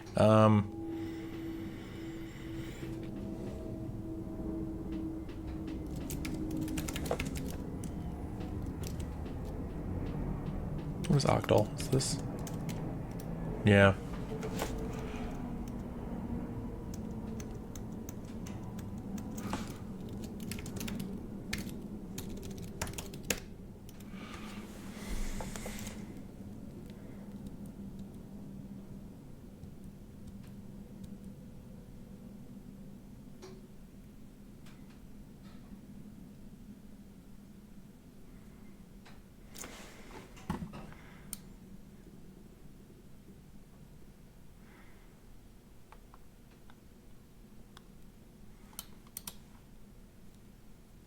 No way, it's just that.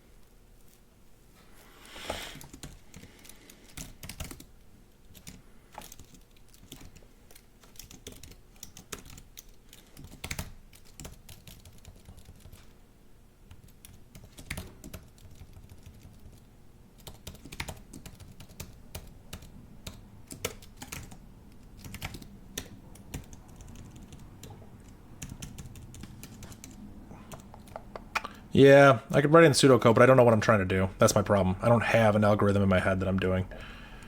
I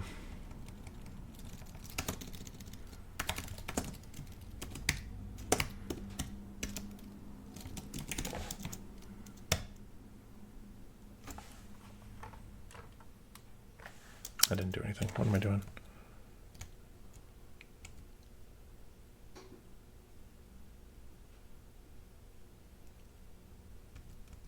That's not what I wanted.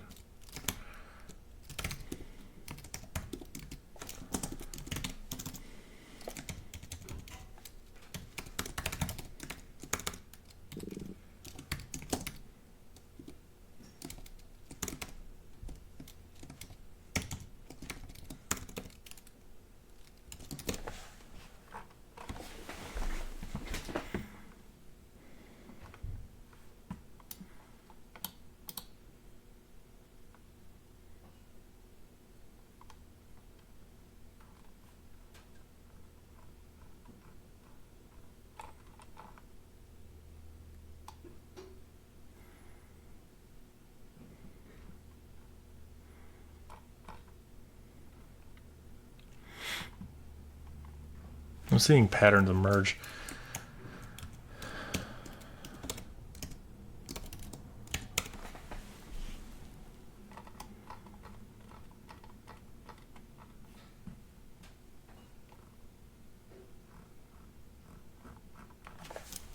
If I want it to end in 0,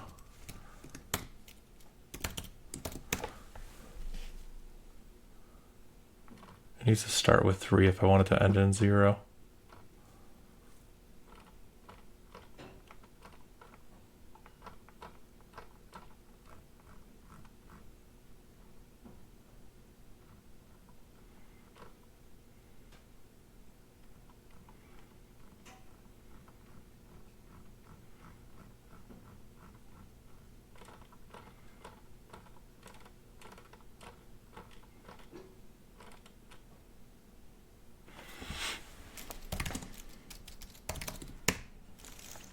530.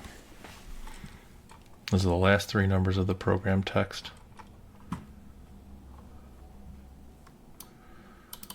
371.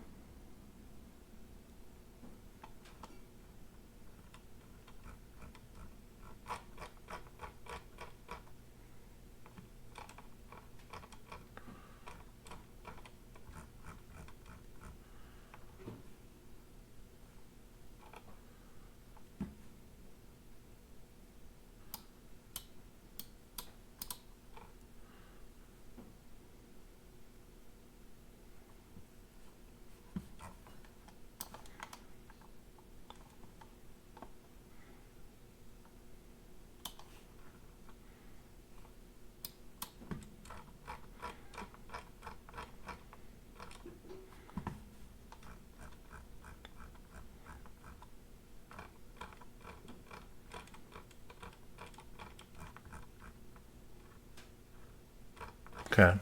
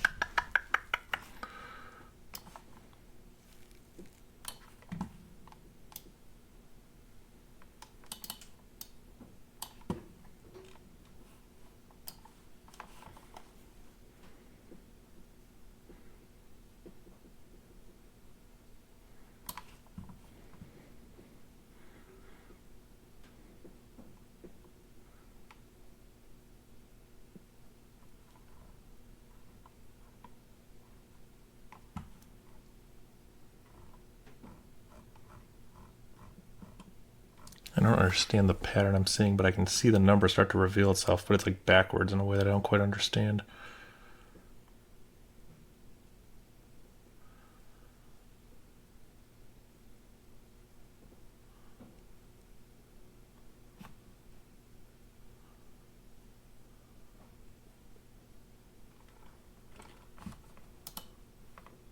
Huh. Brute force got up to over 1 million. It's pretty cool.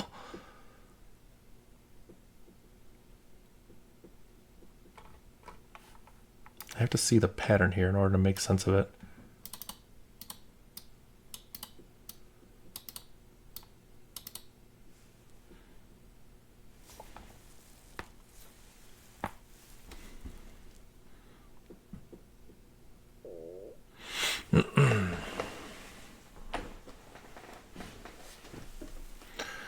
What's my program text? 530 is what it ends in.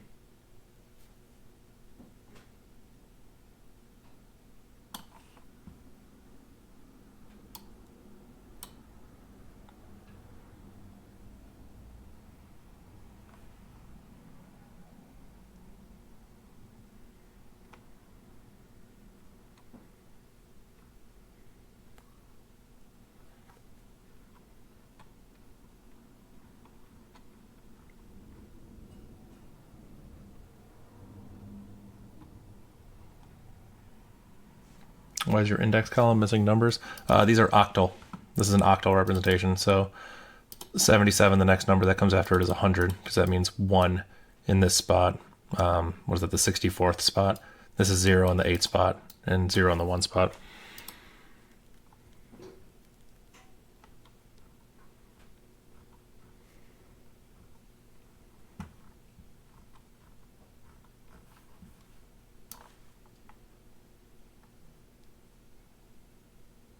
Yeah, because, okay, it ends in 530.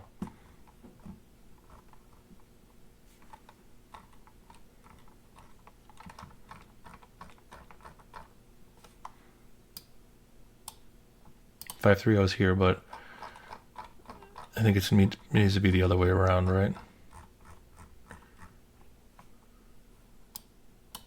I don't understand.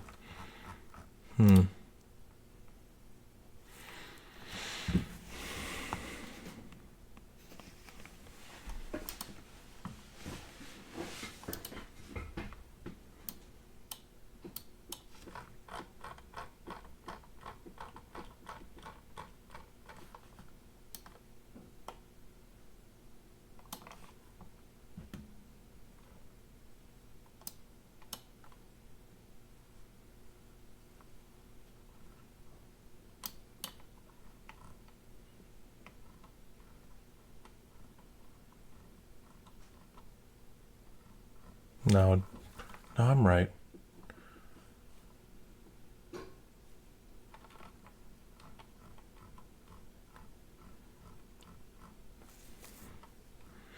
Let me understand the example one again. Because technically all I did was multiply the final thing by 8, and I got the answer, so I shifted it to the left by 3. Because it sounds like I need to do the same thing here, but I need to do some more work on it. But I don't quite understand what.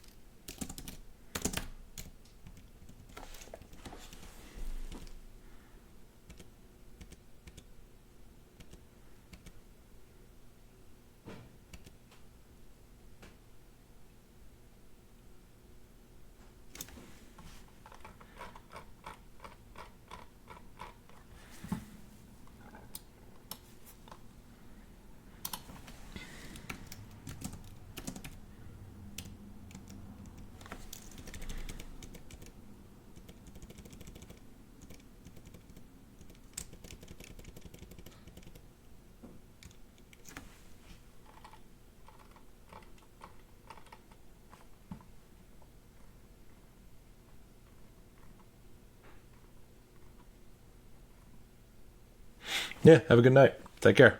Yeah, I'm hoping I can figure this one out.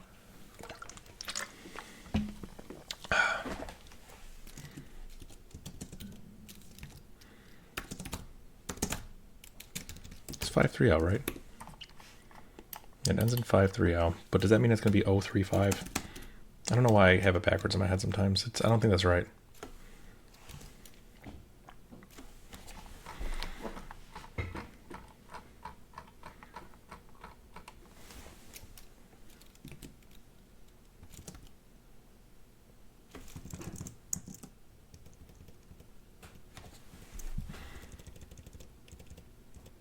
Maybe it is right.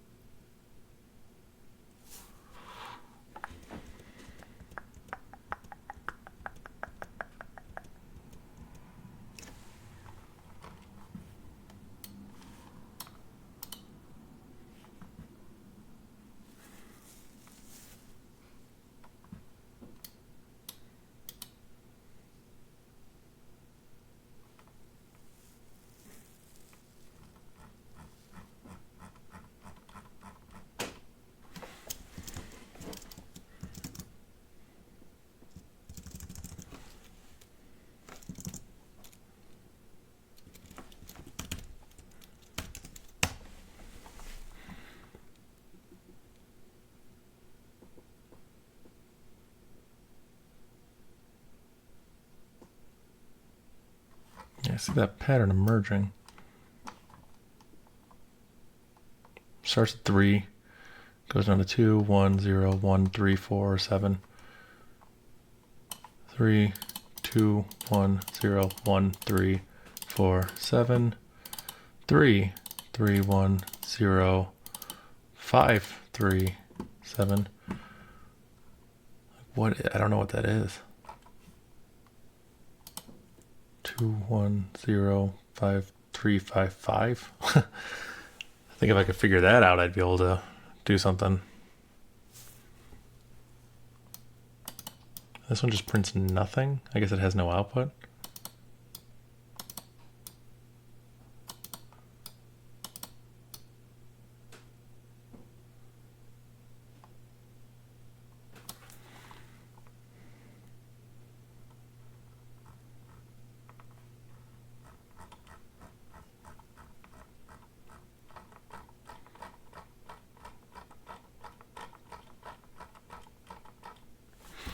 Okay.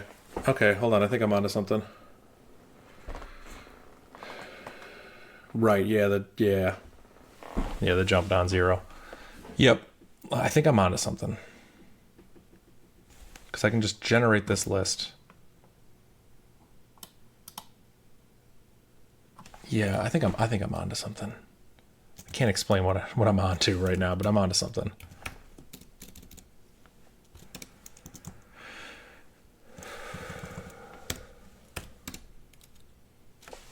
Now the next pattern that emerges is the next set of bits. 3210 or yeah. 3210134733 what I don't know, it's too many.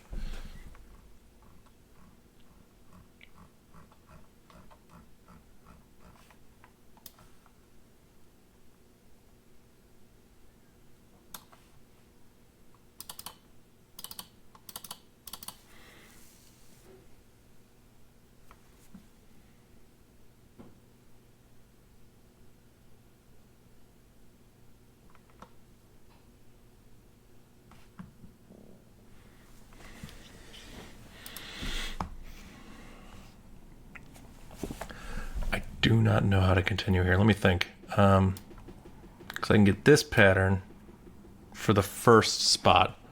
Then I want to move over to the next spot. So the next spot would be here, but there's all these different numbers that can be it. So like all these numbers can follow a 2. Oh, but I don't care. I only need the ones that can follow a 0.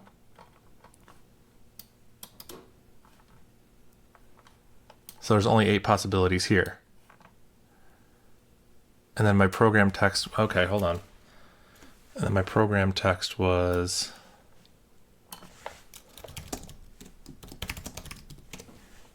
035. So now I need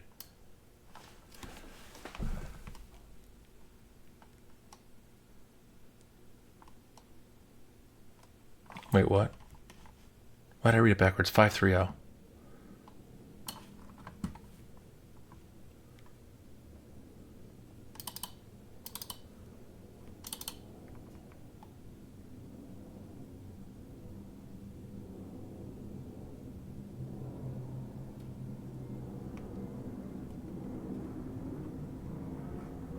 Okay, hold on.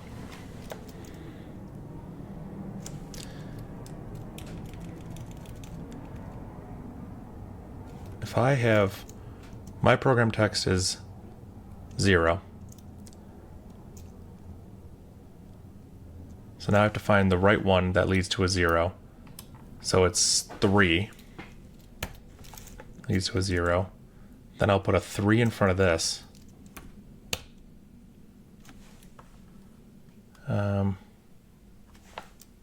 Oh, it's converting it to decimal.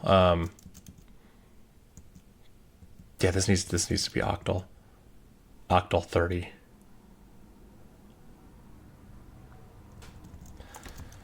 Let's do this. For I equals 0, I less than 8, I plus plus, I less than, or I octal 30, I less than octal 30, 40.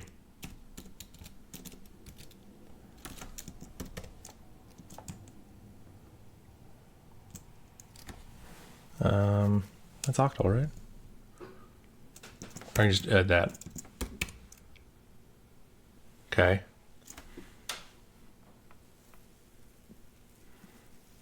Yeah, and the first part of that needs to be 3. So I would just grab the first one.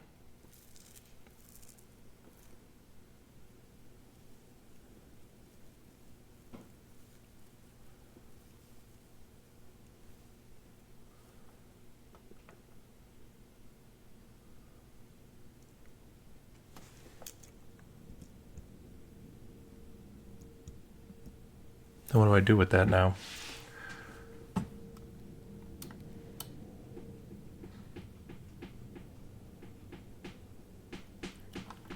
First one's a 3.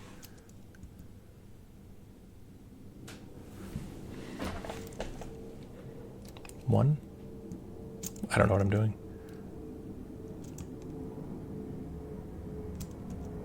Oh, wait, no.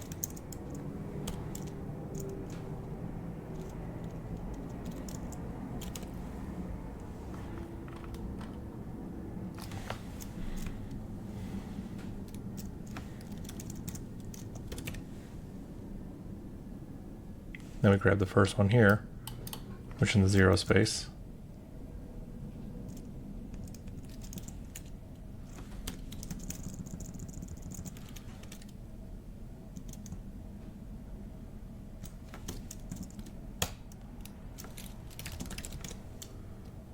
Five, 5, 3, 0. We grab the first one that matches that, which is in the 2 space.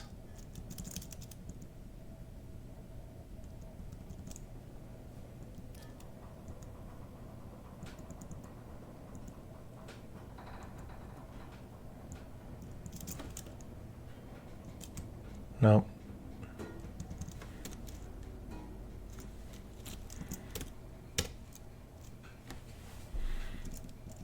Yeah, I think I got it. I don't understand it. I don't understand how this works, but I'm getting it.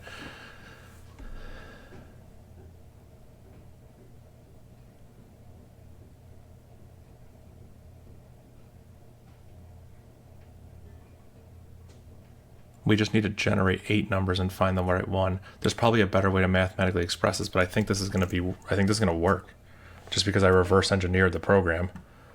So how do I put into logic what I've written?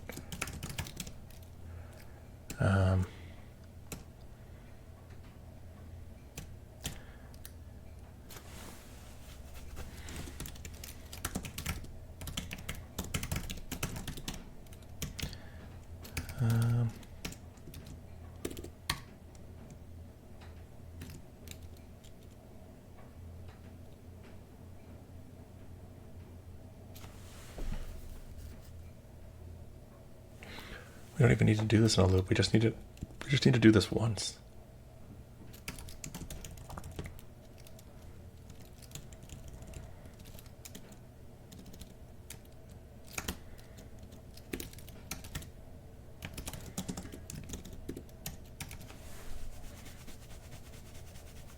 That's what I'm doing. I'm taking what I did right here and I'm brute forcing it. I'm going to.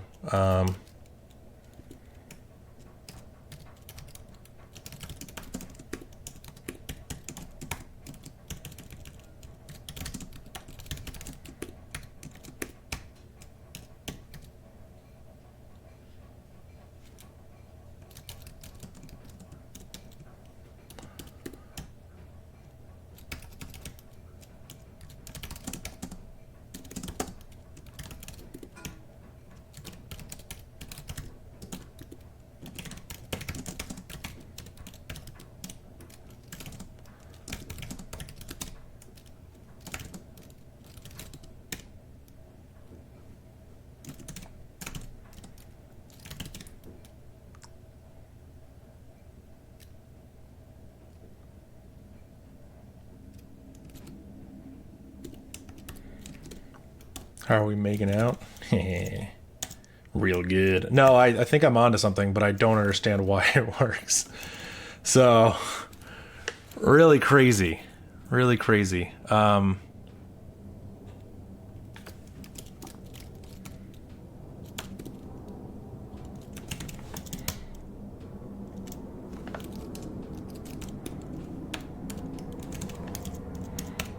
the first one gives me the answer 3. Then what I need to do is I need to make the 3 the 10 spot of it. If I could shift, I'd be much better off.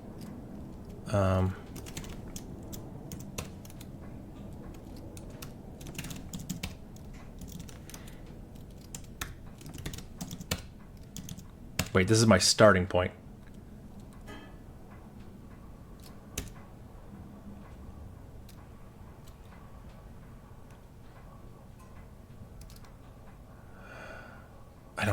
I'm losing it.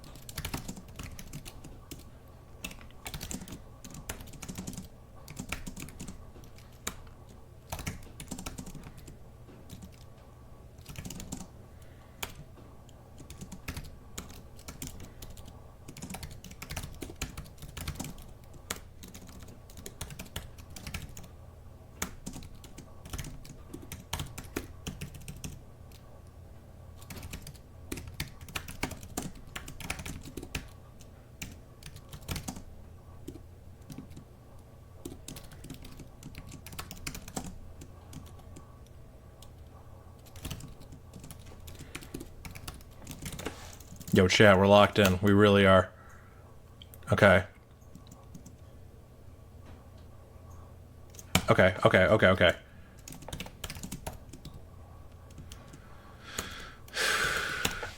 Here's the program text.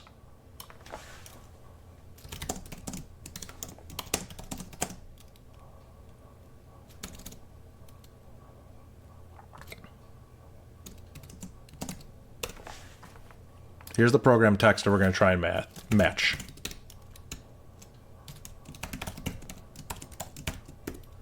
Okay. How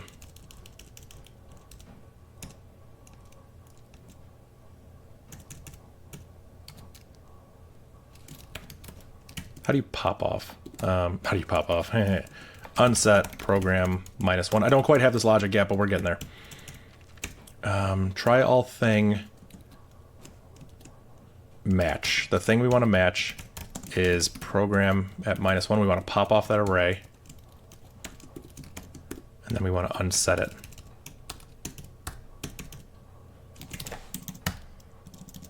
And then in try all, we're going to try 4 different things.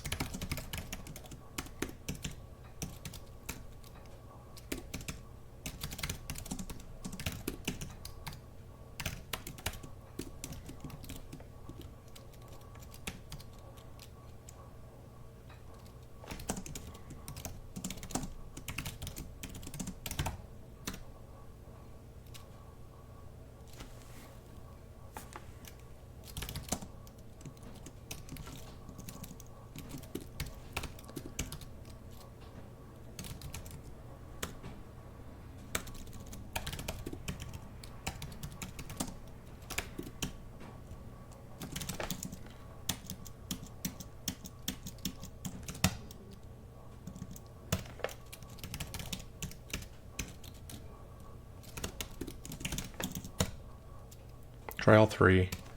That gave us the answer 5. If we look at the real input, we got 3, and then we got 5 next. Okay. Now we just need to do this in a loop, right? While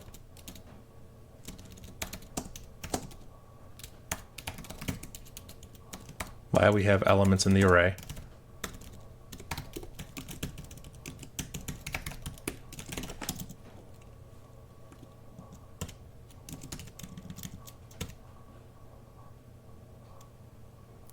Five, 4, 4, 3. Dude, I have no idea. I'm doing something wrong.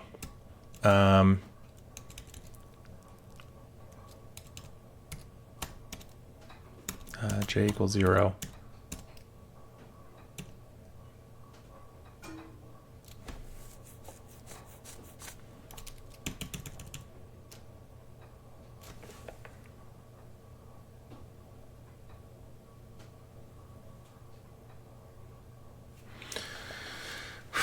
Our smart cookie. Yeah, it's me. That is me. Yeah, you're not alone, Andre. I prefer the YouTube experience. I do Twitch because people like it and they can pay me, and that's great. But I prefer the YouTube experience. I mean, people say pay me on YouTube, but you know what I mean. When we pop off 1, we have to do something to J.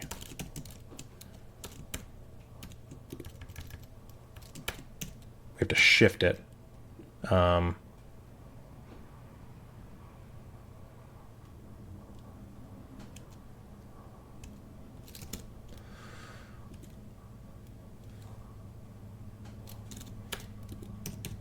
Yeah, I think we do it like that, right? And then it's... I'm making up syntax.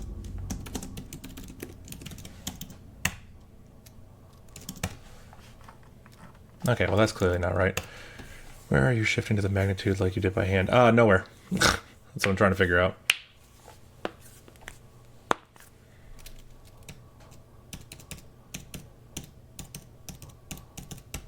Yeah, why am I doing this?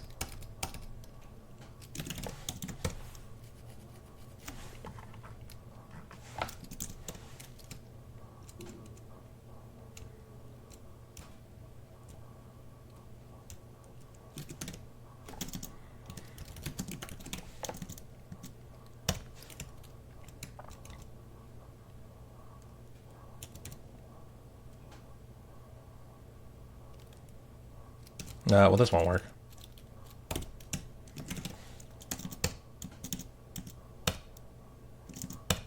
I don't understand what I'm trying to do here.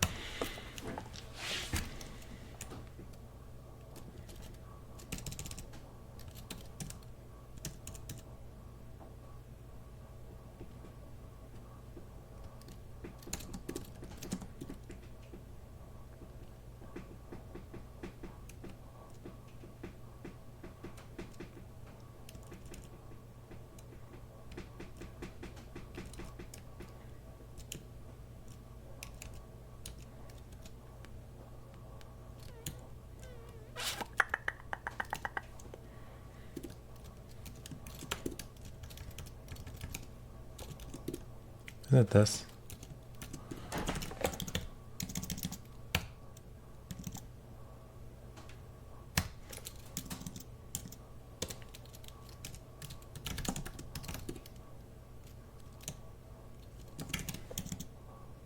I'm back. How you doing? I think we're making progress. I don't quite know. Gonna be real with you.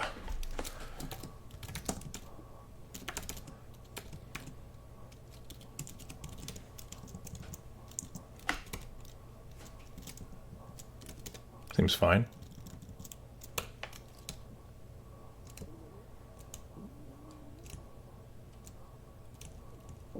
Is the match too high? Match might be too high.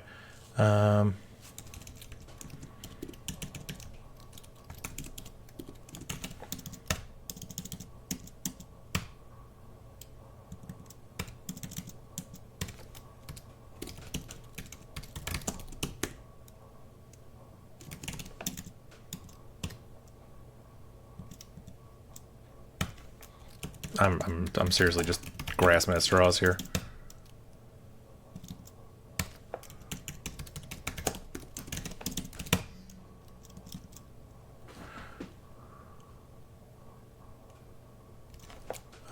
Oh, yeah, wait, what am I doing here?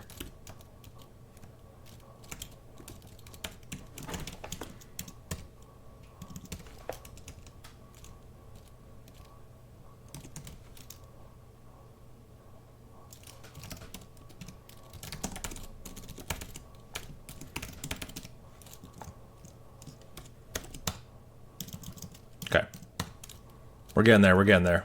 This is just bash stuff now.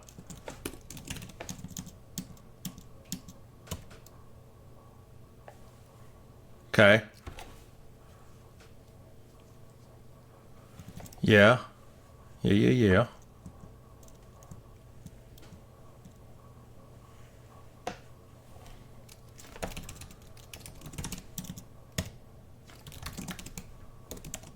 Now we got 3. Yeah, error 2. What a good function. Cool.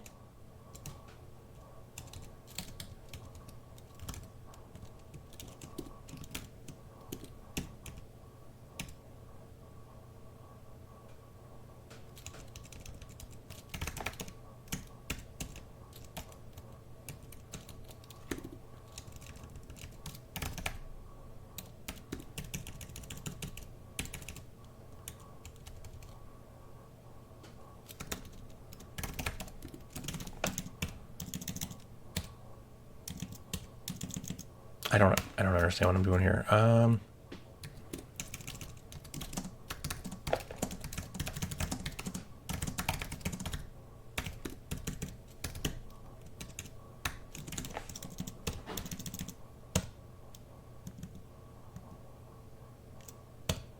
we're calling try all with 0. Cool.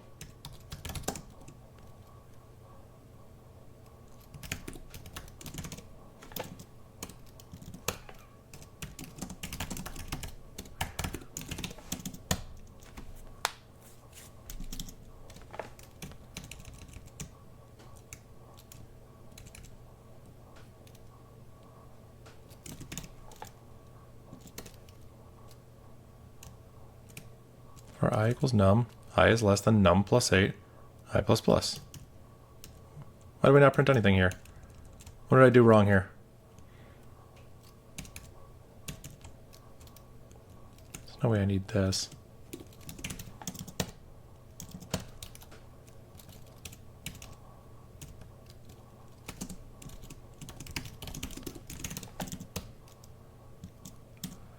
Yeah, try all with 0, I equals 0, I is less than 0 plus 8, I plus plus. Am I crazy? I'm crazy. Why are we exiting early?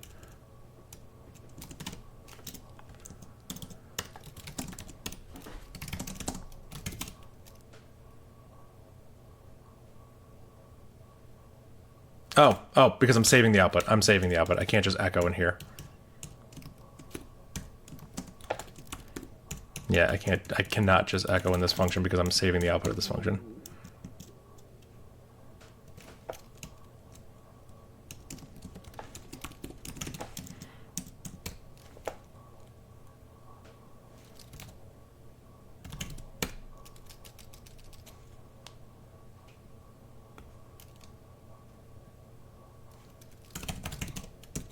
Okay.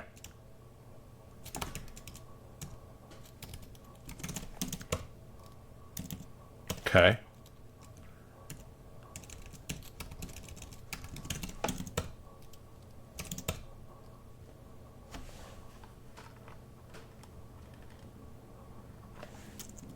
I may have printed something. I don't know if it's useful.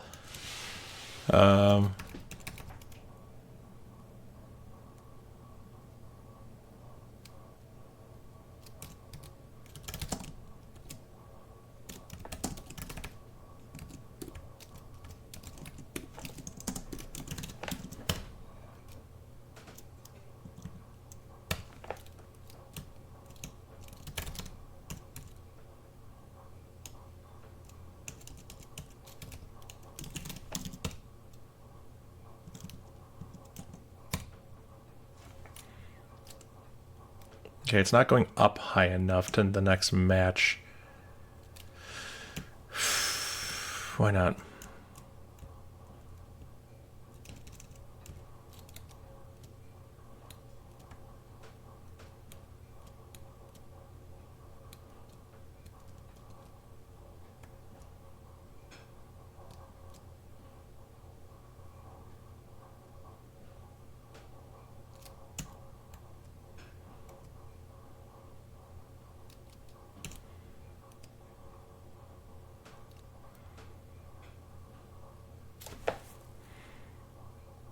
Oh yeah, once we get the thing, we have to do something with it, right?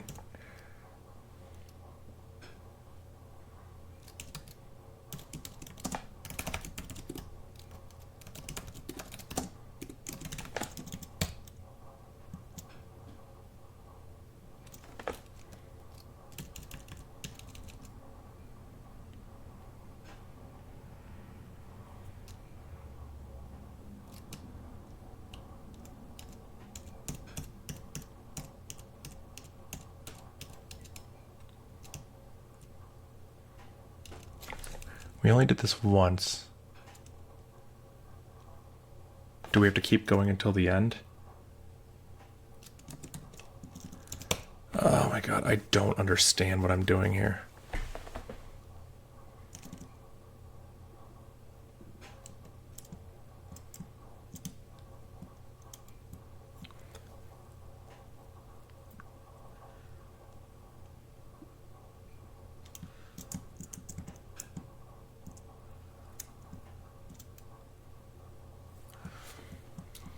This isn't right. No, no hint, please.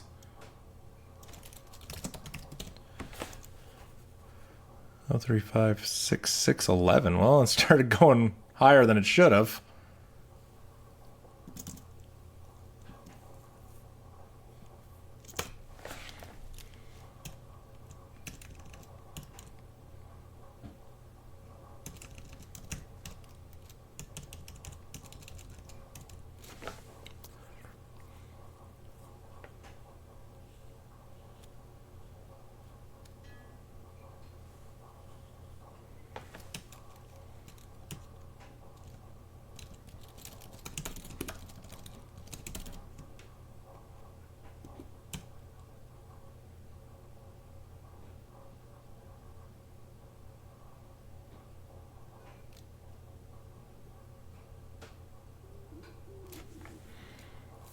Something's going on here.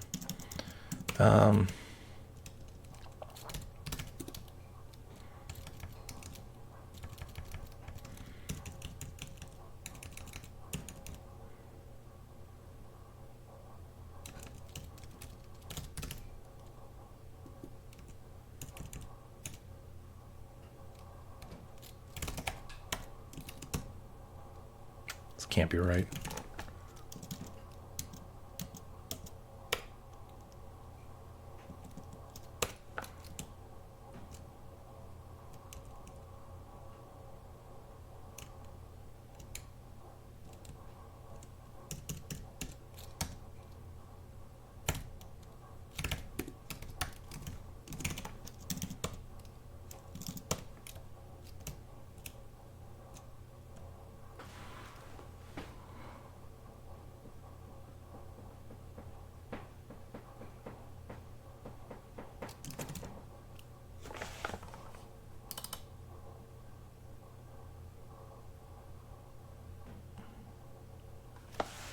No way this is the answer. Like, this could be the answer. I'm going to stop this brute force one. We've been going for 1,000,006. It's never going to get there. So we're done with that one. What was the part 2 work in progress one? Is that the one where I just give it a register and I try it?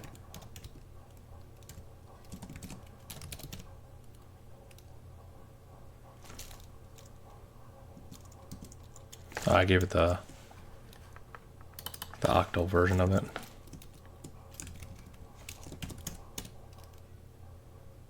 Yeah, see, that's not right.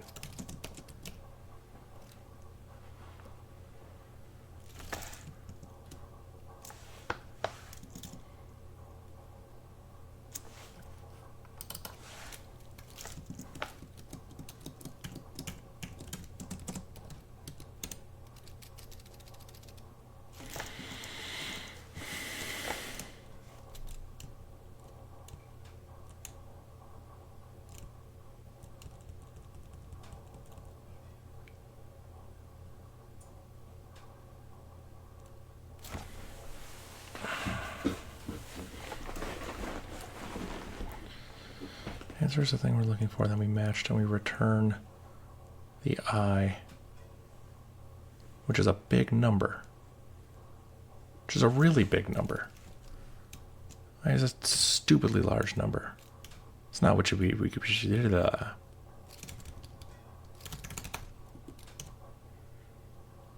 it's already doing the work for us, isn't it? I don't understand.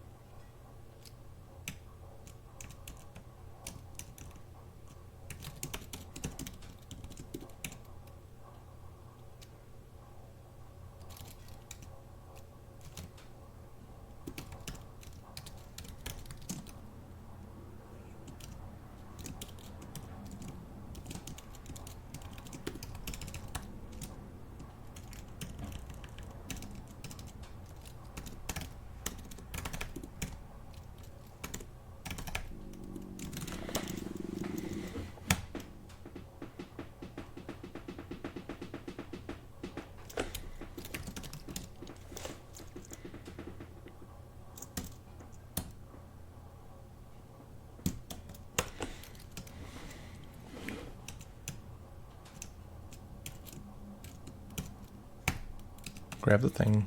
Okay, now try the 8 possibilities. We grab the first one, so the thing we try is the number that we're looking at, which we start at 0. And then we're looking to see if it matches what the program code is. And if it does, then we return that I. That was the index where it matched. And that index has everything in it.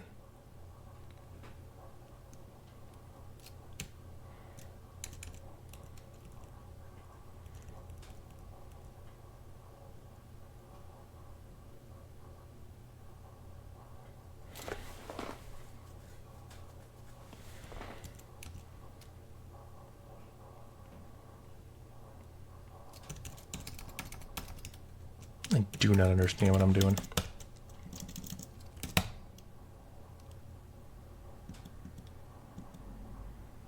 How many?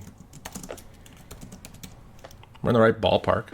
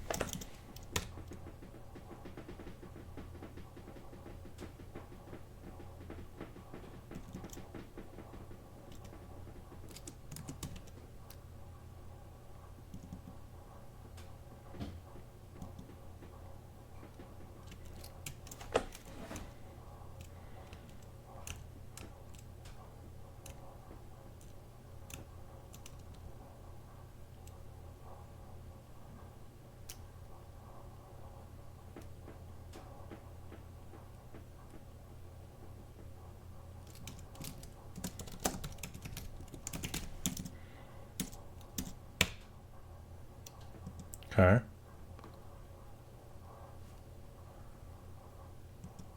Yeah, why is it break? We didn't find a match?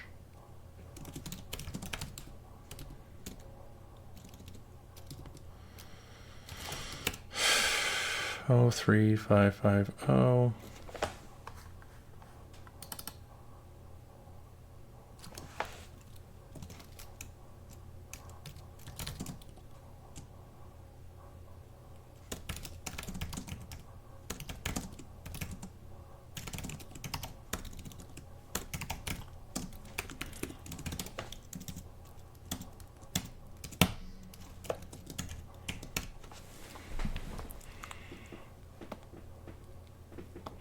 Don't you have to compare all digits up until the magnitude you're currently testing? Maybe I don't understand the bash syntax and the match check there.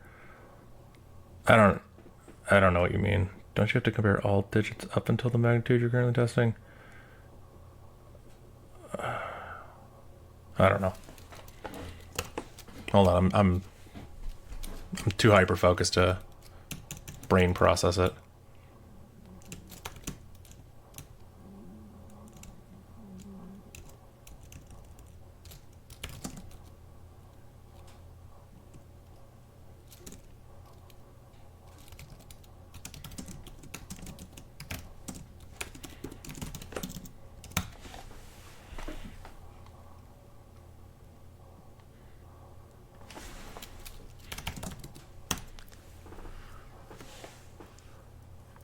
Oh, 33504.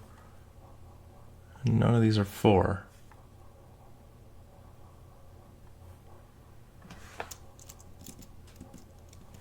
Unless this does need to run to completion.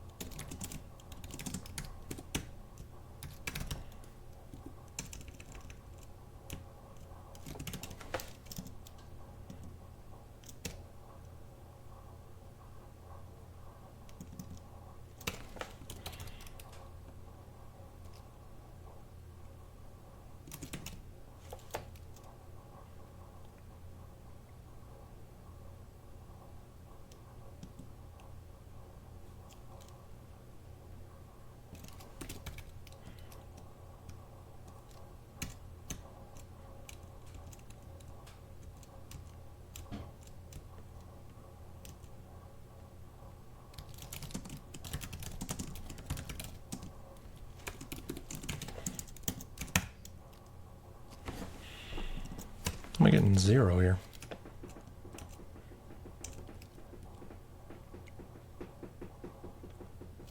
I guess the first one will just be 0.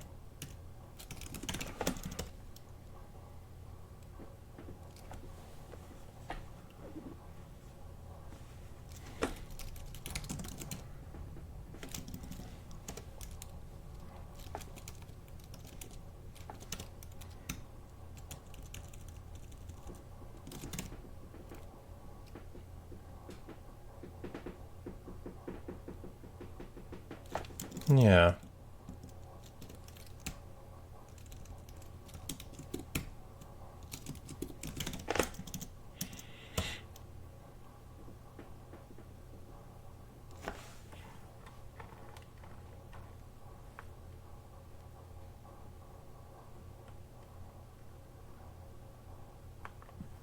Three, 5, 5, 0, and just can't find 4 here.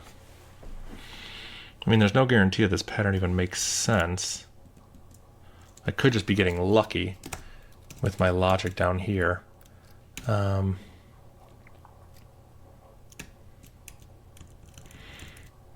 mean, technically speaking, we could shift left 3.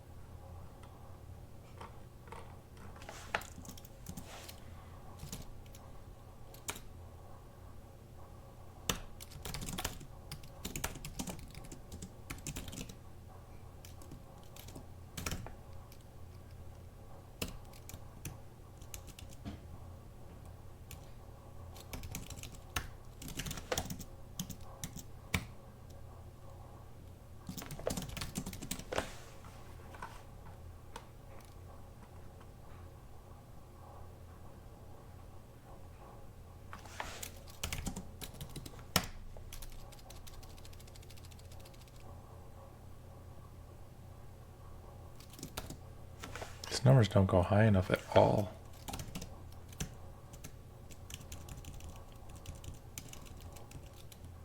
Yeah, I think you're right. First time chatter. I think you're right.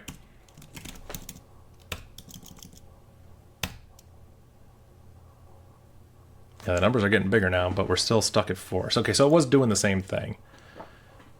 It's just when we get here, we don't quite know. Like, it didn't produce the number that we wanted. So, like, what do we do now? Yeah, the times, yeah, exactly, yeah, the times equal 8. The numbers look exactly the same. It's just really weird.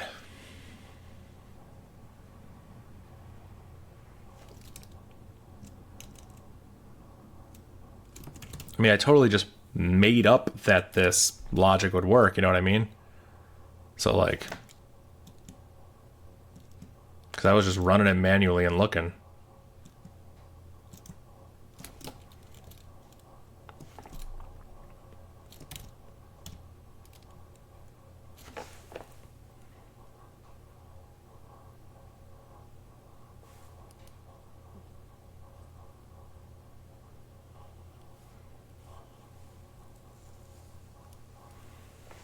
Hmm.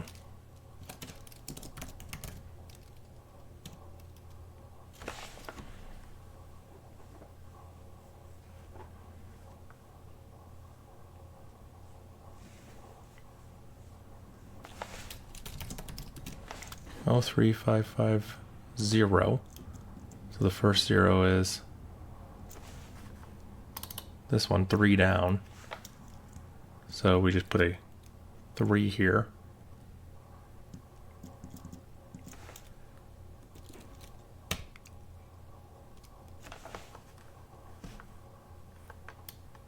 Four.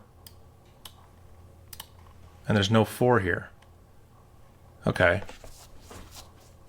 So yeah, something with our logic is not right. This math, I wish I'd followed this math just one more. I would have seen that it didn't work.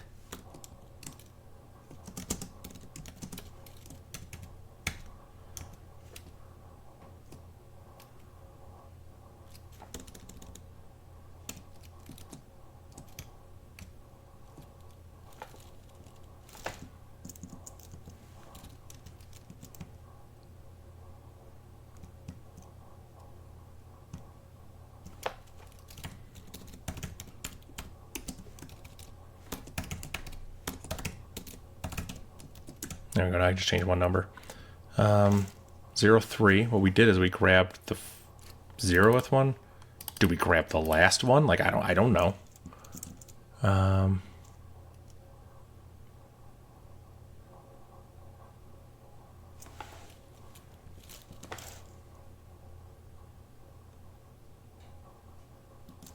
If we grab the last one again.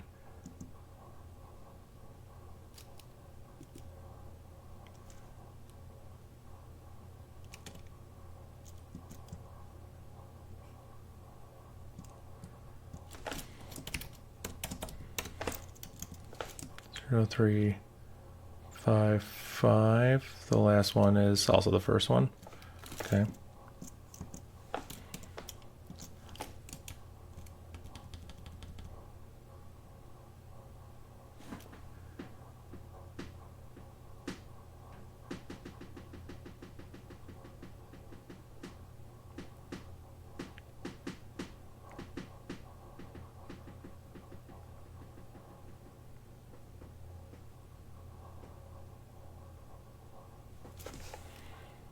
No, there's no 0. Yes, I don't understand this. I mean, we totally just made an assumption that it would work. It doesn't technically have to work.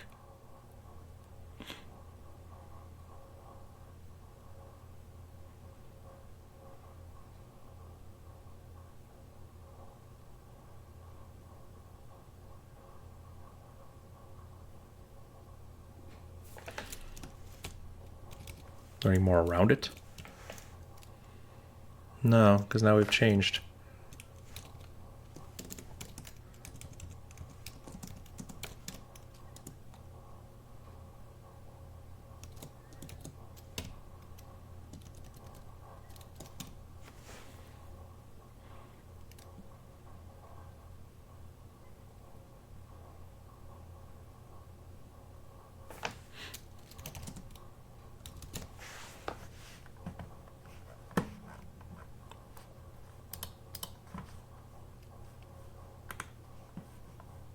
I feel like you were on the right track. I do too, but my algorithm fails. There's no 4. None of these numbers are 4.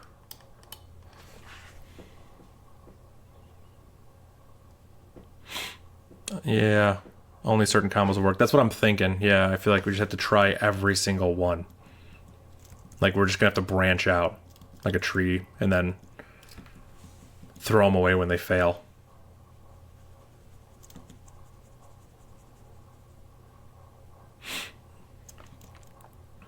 Yeah, I guess. Yeah, you're right. I guess that was technically a hint. I didn't even think of it as a hint because I'm not kidding. Like, that was literally the next thing I was going to try. I was like, I tried the first. I was literally going to say, I tried the first one. I tried the last one. Are we going to have to try them all?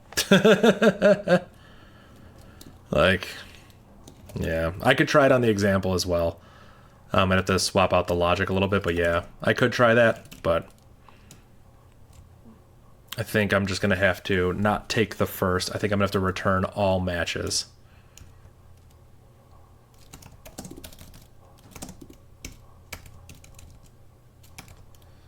So I have to do this.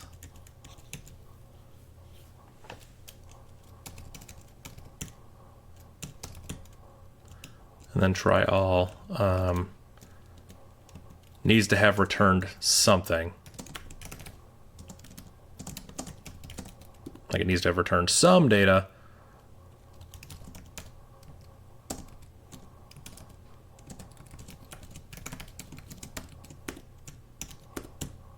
I can read all that in.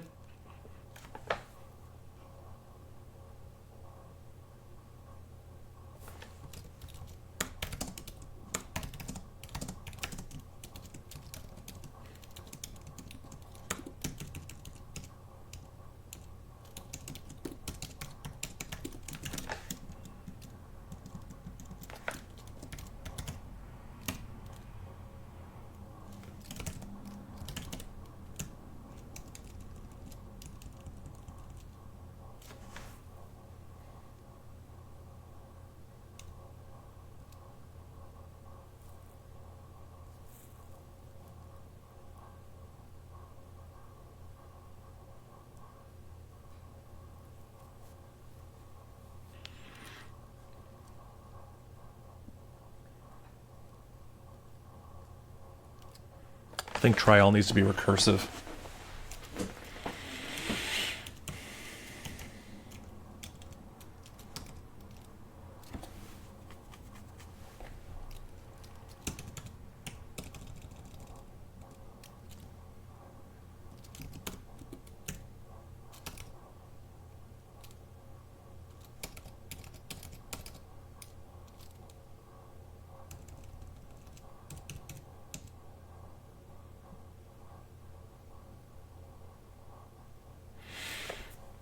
Yeah, have a good night, man. Thank you for stopping by.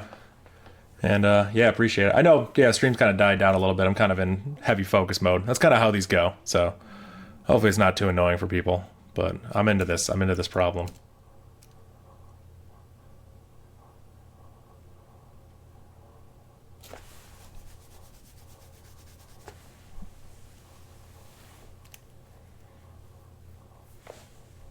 I'm setting up a Linux machine for my daughter. This is good background watching. Yeah, I'm glad. That's awesome.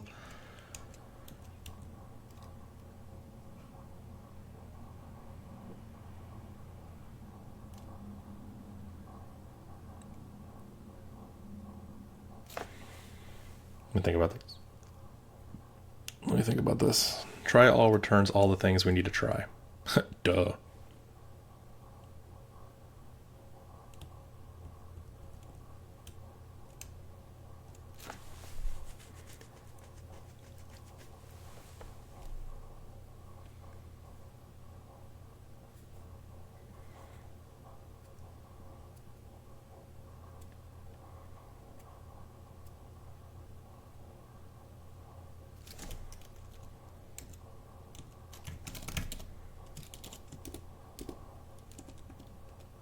We're gonna get real sloppy with the coding here. With the bash style, that is. This is all the stuff that we need to try.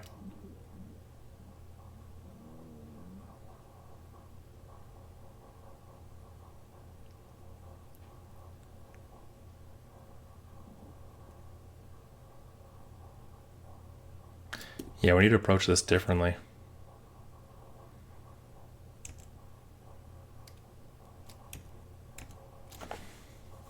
We need an index. Yeah. All right. We're going to approach this way differently.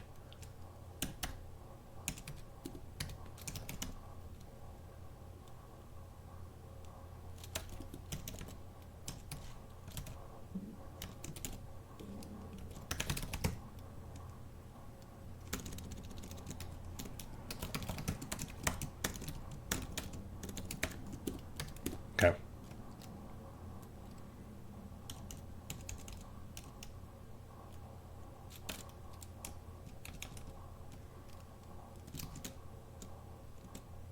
Try all will take a thing and an index.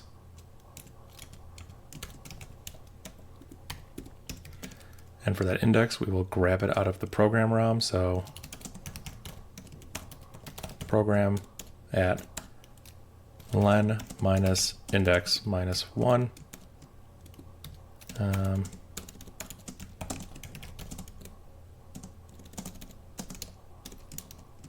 We're done. No match. Okay. Now that we have this, we have to loop over our current number plus 8. And then for every single one that matches, we need to call try all with the new number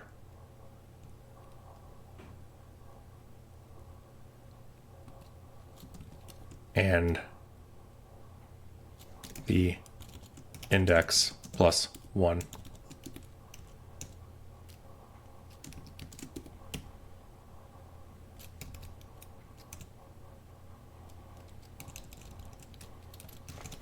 And if we're here, this is our stopping condition. We made it to the end of the program ROM.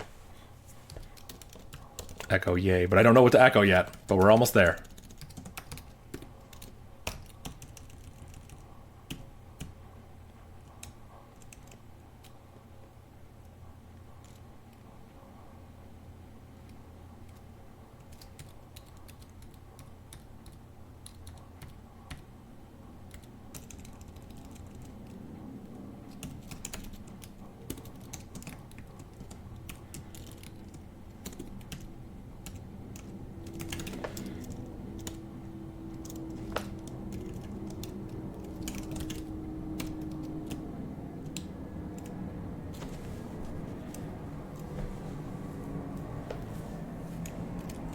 minus index.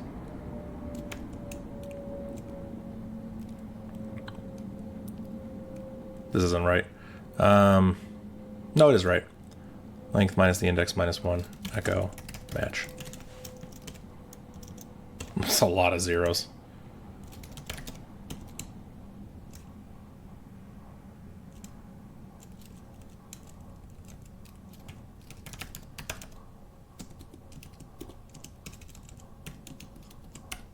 There we go. Missed that. Okay.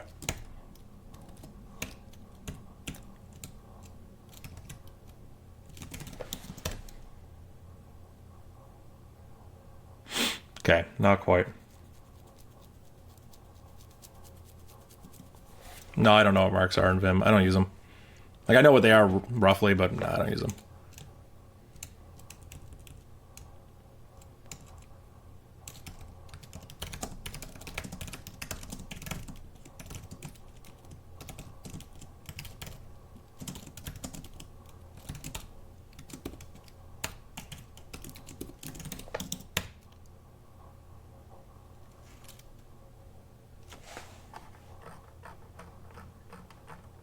This looks like the recursion's working.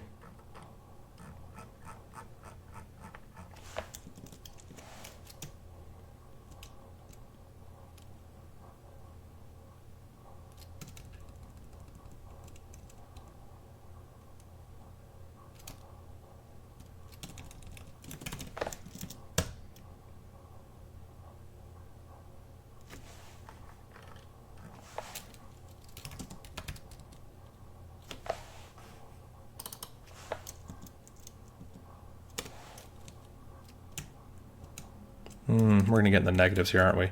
We need to check that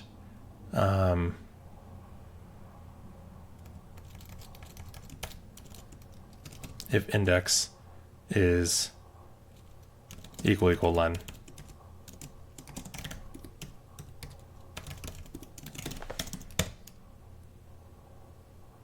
So it looks like we made it a bunch of times there. So we need to forward along some data that let us know that we made it there. And the data we need to forward along is I.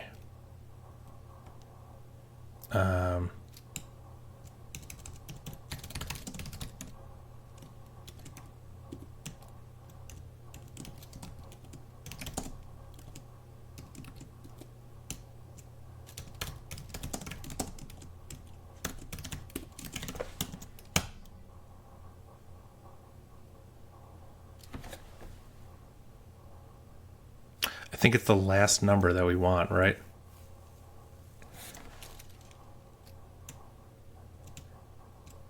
Yeah, so we don't need to store that at all.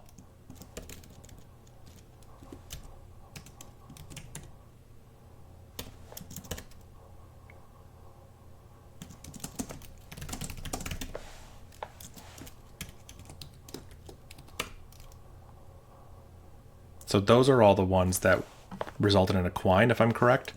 What we can do is we can grab the second field of the colons and then sort minus n. This is the lowest one. If we go over here and we run our little tester with that as the input, our output is, oh my god. Oh my god. Oh my god. Oh my god. I don't understand why that works. I do not understand why that works. But if we do this, we have all the possible ones that resulted in the output being the input.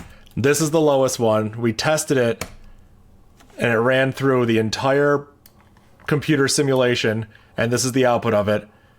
That's the output it generated, and when we look at our real input, is the exact same thing. Oh my god, I had to create a computer and then reverse engineer it. Like, oh my god, I can't believe these puzzles are free. They're so much fun. Yo, Andre, thank you so much for the $2 super chat, dude. That's super nice. Oh my god, you were waiting for me to get the puzzle. You believed in me. What a wonderful thought process. Yo, thank you. Thank you everyone for staying around and like Waiting to see this. I know this happens a lot. When I get towards the end of the puzzle, I kind of go into hyper focus mode. I stop explaining my coding, but try to give you guys the real experience. This is what programming looks like. This is the truth. Oh my god, dude, I am exhausted. I am exhausted. Look how fast that runs too. That's like really fast. Oh man. Was AFK for an hour not switching to Rust so far? No Rust needed. We didn't need Rust. I was able to do it in Bash. Why are you doing this to yourself, man? Yo, I ask myself that question all the time. Yep, you got all coins before you were hitting dead ends, and since you were not retrying, you hit that wall. Yep. And it's funny because like literally I was like, let's try all the first ones. That didn't work. Let's try all the last ones. I don't know the pattern. Literally the next words out of my mouth were going to be like, let's try them all. Let's build a tree structure like we always do in these puzzles and find every route to the end, because every puzzle is just a maze puzzle at the end of the day. And every maze puzzle is just like a graphing problem. I don't say that dismissively. I mean, if you can think of a puzzle that way, it usually helps you out. Ready? Let's go. Let's go. That's the right answer. You are one gold star closer to finding the chief historian. What's up? What's up? Let's go. Incredible. Nailed it. We crushed it. Oh my god. Awesome. 4 hours. It's less than the 6 hours it took to do, say, day 16. All in Bash. We did it. Nailed it. Incredible. Oh my god. I have all these annoying scripts now. I don't even care. I'm not even going to clean them up. You guys are just going to have to deal with my garbage. All right? We'll do a nice little, we made a directory called coin that we never used. Git add, git commit. Yeah, it looks good. Day 17 in the books. There we go. Done, pushed on my GitHub. Nailed it, crushed it. We did it. GG, thank you everyone. Appreciate it. We crushed it.